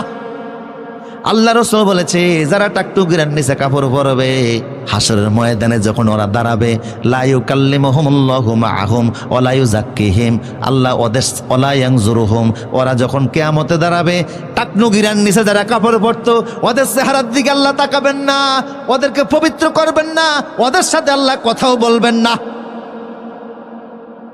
টাকনুগিরার নিচে কাপড় পরা কাফের মুশরিকের রীতি, মুসলমানের রীতি হতে পারে না। কথা বলো ঠিক কিনা? আর কিছু মুসলমানকে এখন দেখা যায় সারা রাস্তায় টাকনুগিরার নিচে কাপড়, মসজিদে গেলে এটা উপরে টাইনা উঠায়, আছে না নেই? আমার প্রিয় সদীপ, প্রাসঙ্গিক ক্রমে মনে পড়ছে, আপনাদের কষ্ট হচ্ছে মনে হয় না? খাইবার যুদ্ধের সময়, কোন যুদ্ধ? হুদাইবিয়া সন্ধির পরে আল্লাহ রাসূল সাল্লাল্লাহু আলাইহি সাল্লাম মদিনাতে একটা স্বপ্ন দেখে তিনি আসলেন। রসুল স্বপ্ন দেখেছেন যে মক্কায় তিনি এসেছেন, ওমরা করেছেন, মাথা মুন্ডন করেছেন। 1400 সাহাবী নিয়ে রসুল্লাহ মক্কায় আসলেন। মক্কার নেতারা আল্লাহর নবীকে মক্কায় ঢুকতে দিল না। মক্কা থেকে কয়েক কিলোমিটার দূরে, 16 কিলোমিটার দূর হুদাইবিয়া নামক জায়গায় রসুলকে আটকে দেওয়া হলো।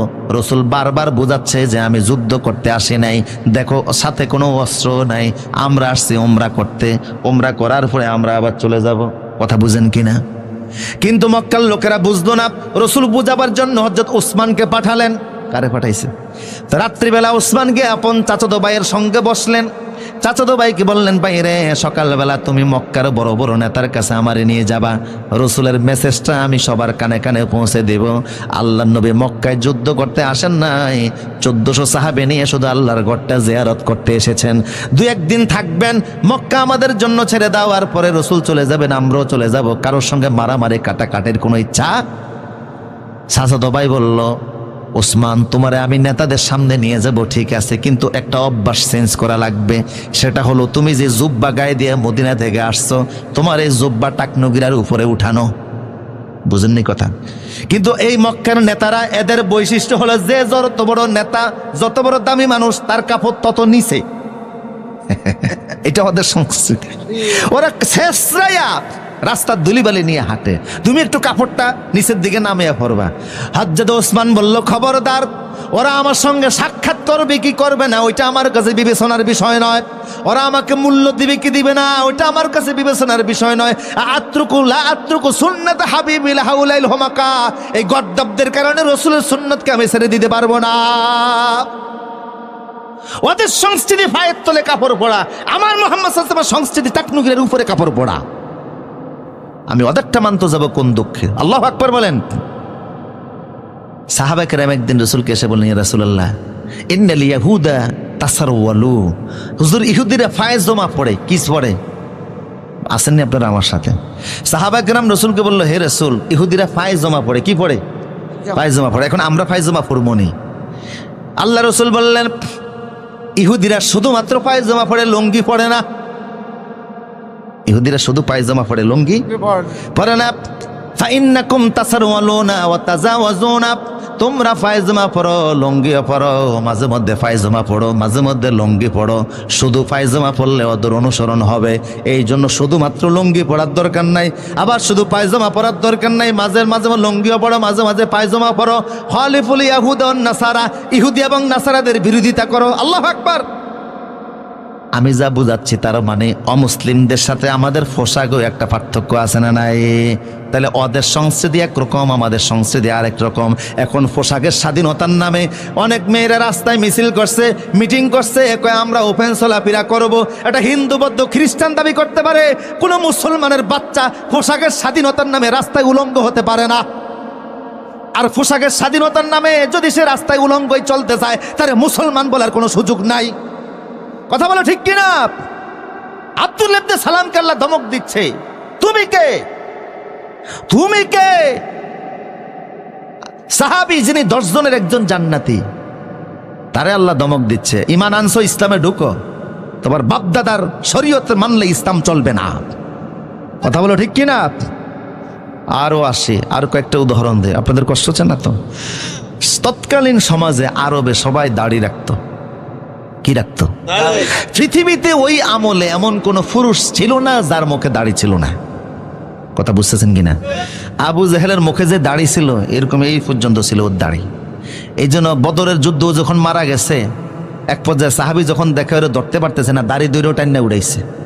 এরপরে যখন দেখে কল্লা ফিসলিয়ে যাচ্ছে, তখন কানের মধ্যে হযরত আব্দুল্লাহ ইবনে মাসউদ ও তলোয়ারের বাট ঢুকাইছে, এক কান দিয়ে ঢুকে আরেক কান দিয়ে বাইর করে এরপরে লয়ে গেছে।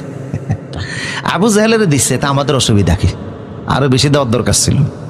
আচ্ছা, যাই হোক, প্রসূদীপ ওই আমলে সবার দাড়ি ছিল, কিন্তু ইহুদি খ্রিস্টানরা মুসেরে লম্বা করে দিত, আর দাড়িরে তারা কাটতো, প্রতিদিন কাটতো, দাড়ি ঘাটো করতো, আর মুসেরে। আল্লাহ রাসূল বললেন, ইফাউল লোহা, বুখারী শরীফের 880 পৃষ্ঠার হাদিস, ইফাউল লোহা ওয়া কাসসু শাওয়ারিব। রাসূল বললেন, তোমরা দাড়িরে আল্লাহর ওয়াস্তে মাফ করো। রাসূল বলেন নাই তোমরা দাড়ি রাখো, দাড়িকে লম্বা করো। রাসূল বলেন নাই দাড়িকে লম্বা করো। রাসূল বলেন আল্লাহর ওয়াস্তে দাড়িরে ক্ষমা করো। দাড়িরে কি করো? কথা কয় না? দাড়ির সঙ্গে কি অপরাধ করলেন? দাড়িরে ক্ষমা করা লাগবে। তার মানে হলো ইহুদি খ্রিস্টানরা প্রতিদিন দাড়ি কাটে, তুমি প্রতিদিন দাড়ি কাটবা না, তুমি দাড়িরে ক্ষমা করো, দাড়িকে ছেড়ে দাও। সুবহানাল্লাহ। ওদের মতো তুমি করতে যে ওনা অকাস্ত সাওয়ার, এবার মুসকে খাটো করো, মুস খাটো করো, দাড়িকে ছেড়ে দাও।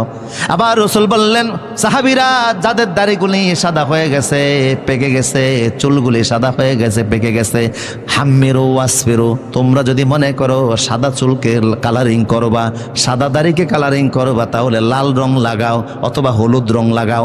ওয়াস্তানিবু সাওয়াত, কালো রং লাগেও না, কারণ দাড়ি এবং চুলে কালো রং লাগানো ইহুদি খ্রিস্টানদের রীতিনীতি। এখন অনেক মুসলমান আছে সেলুনের মধ্যে বৈশা দাড়ি আর চুলেরে কি করে, সাদা ডারে। তুমি কেন কালো করলা? তোমার দাড়ি আল্লাহ সাদা বানাইছে কেন তুমি তো জানো না? সাদা দাড়ি মানে হচ্ছে মৃত্যুর প্রস্তুতি, কথা কয় না। সাদা চুল মানে হলো মৃত্যুর প্রস্তুতি। এটা আল্লাহ ইচ্ছে করে ইব্রাহিম নবীর মাধ্যমে দিয়েছেন। ইব্রাহিম নবীর আগে বহু মানুষ বহু হায়াত পেয়েছে, ওদের দাড়িগুলি কাঁচা ছিল। আদম আলাইহিস সালাম 1000 বছর হায়াত পেয়েছেন, মরণের সময় দাড়িগুলি কাঁচা ছিল। আদমের দাড়ি কি ছিল? হযরতে যুলকারনাইন 1600 বছর হায়াত পেয়েছেন, মৃত্যুর সময় দাড়িগুলি কাঁচা ছিল। হযরত নূহ আলাইহিস সালাম 1450 বছর হায়াত পেয়েছেন, মরণের সময় দাড়িগুলি কাঁচা ছিল। কিন্তু হযরত ইব্রাহিম আলাইহিস সালাম মাত্র 200 বছর হায়াত পেয়েছেন, ওনার মরণের সময় দাড়িগুলি পাকা ছিল। ইব্রাহিম নবীর মাধ্যমে পৃথিবীর মানুষের দাড়ি আল্লাহ সাদা বানাচ্ছেন। আল্লাহ বোঝাচ্ছেন, ইব্রাহিম এটার মাধ্যমে আমি আল্লাহ দাড়ি সাদা করলাম, মানে মৃত্যুর প্রস্তুতি নাও। আল্লাহু আকবার। তা আল্লাহ কয় তুমি মৃত্যুর প্রস্তুতি নাও, আর তুমি যাইতেছো জোয়ান হইতে। তার মানে আল্লাহর জিনিসের তুমি বৃদ্ধাঙ্গুলি দেখাচ্ছ, কথা কোন ঠিক কিনা? আবার কালো দাড়িরেও লাল বানানো যাবে, যেটা কালো আছে কালোই থাকবে, সাদা হইলে আপনি কালারিং করেন, লাল বানান অথবা হলুদ বানান, কিন্তু কালো দাড়িরে কালো চুলেরে কালারিং করা যাবে। আমার অনেক যুবকরা সেলুনে গিয়ে কালারিং চুল করে, এরকম আছে না নাই?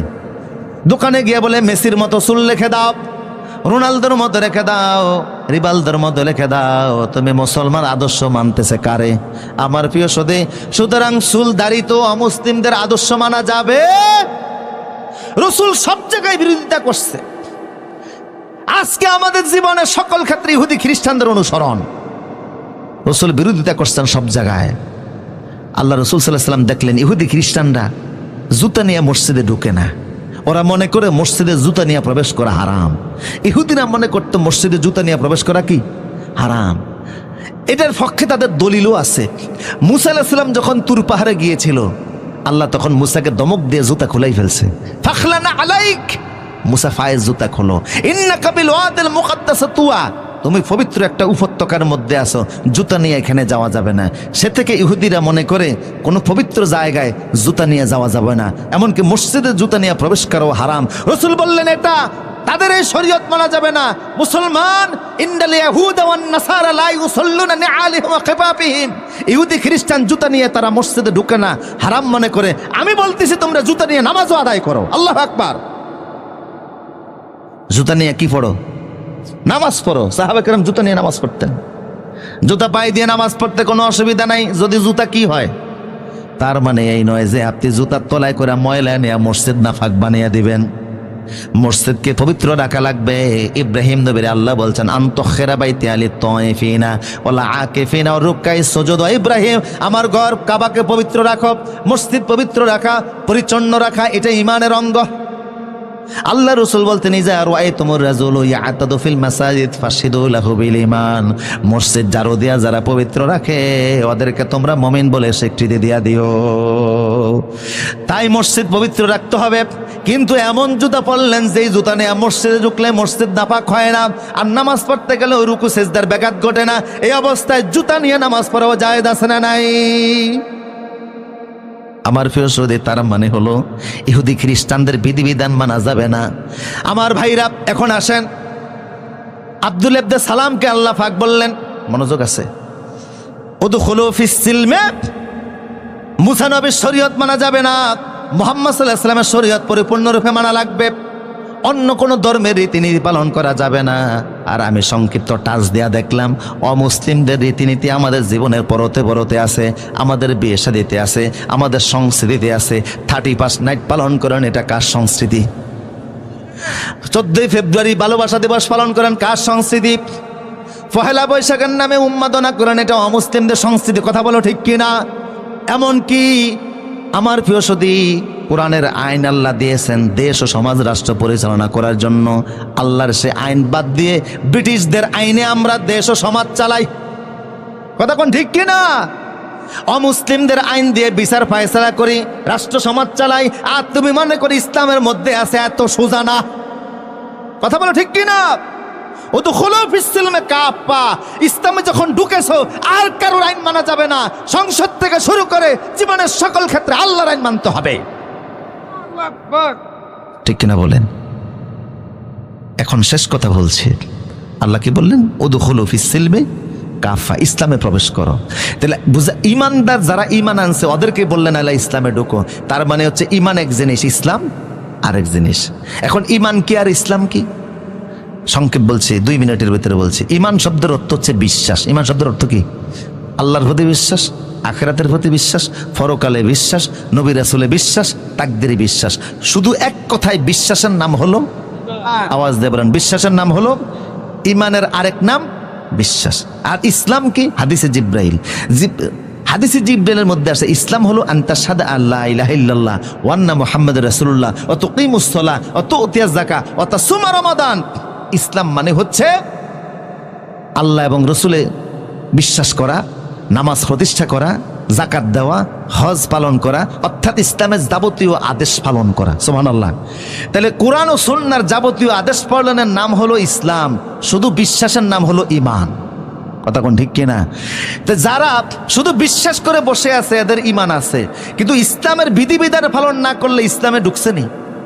কথা বলেন না? তাই আমাদের সমাজে এখন মুসলমান, ইসলাম যারা পালন করে এরা হলো মুসলিম, ঈমান বিশ্বাস যারা আনছে এরা হলো মুমিন। আমাদের সমাজে এখন মুমিন বেশি না মুসলিম বেশি? কথা কোন না? মুমিন বেশি। কথা কোন ঠিক কিনা? শুধু বিশ্বাসের নাম হলো ঈমান, আর ইসলামের যাবতীয় পালন করার নাম হলো ইসলাম। আমাদের সমাজ এখন ঈমানদার বেশি, মুসলমান আমরা কয়জন? কোরআন ও সুন্নাহর যাবতীয় বিধিবিধান পালন না করা পর্যন্ত ইসলামে প্রবেশ হয় না। যখন আমরা আল্লাহর কোরআনের সব বিধান মানবো তখন আমি ইসলামের সকল কিছু মানতে লাগলাম, আমি খাঁটি মুসলিম হয়েছি। কথা কোন ঠিক কিনা? এই জন্য ইমানদারের বহু উপরে মুসলিমের দাম। আমরা ইমানদার হইতে পারছি, মুসলিম হতে পারি নাই। তাই আল্লাহ বললেন আগে ঈমান আনো, তারপর ইসলামে প্রবেশ করো। আগে হচ্ছে ঈমান, পরে কি? ইসলাম। ওয়ালা তাত্তাবিউ খুতুওয়াতিশ শয়তান, কাফের মুশরিকদের অনুসরণ করো না, সে তোমাদের প্রকাশ্য শত্রু। আল্লাহ আমাদের সবাইকে এই সূরা বাকারার 208 নম্বর আয়াতের ভিত্তিতে যে কথাগুলি বলেছে আমল করার তৌফিক দান করুন। আজকের প্রধান মেহমান তিনি কিছুক্ষণের মধ্যে আসবেন, হুজুরের আলোচনাগুলি শুনে যাবেন। আমার অত্যন্ত শ্রদ্ধা। আমার যদি কেউ বাংলাদেশে জিজ্ঞেস করে আপনার প্রিয় আলোচক কারা, প্রথম তো আমি বলবো মাজলুম, কোরআনের 60 বছরের মুফাসসির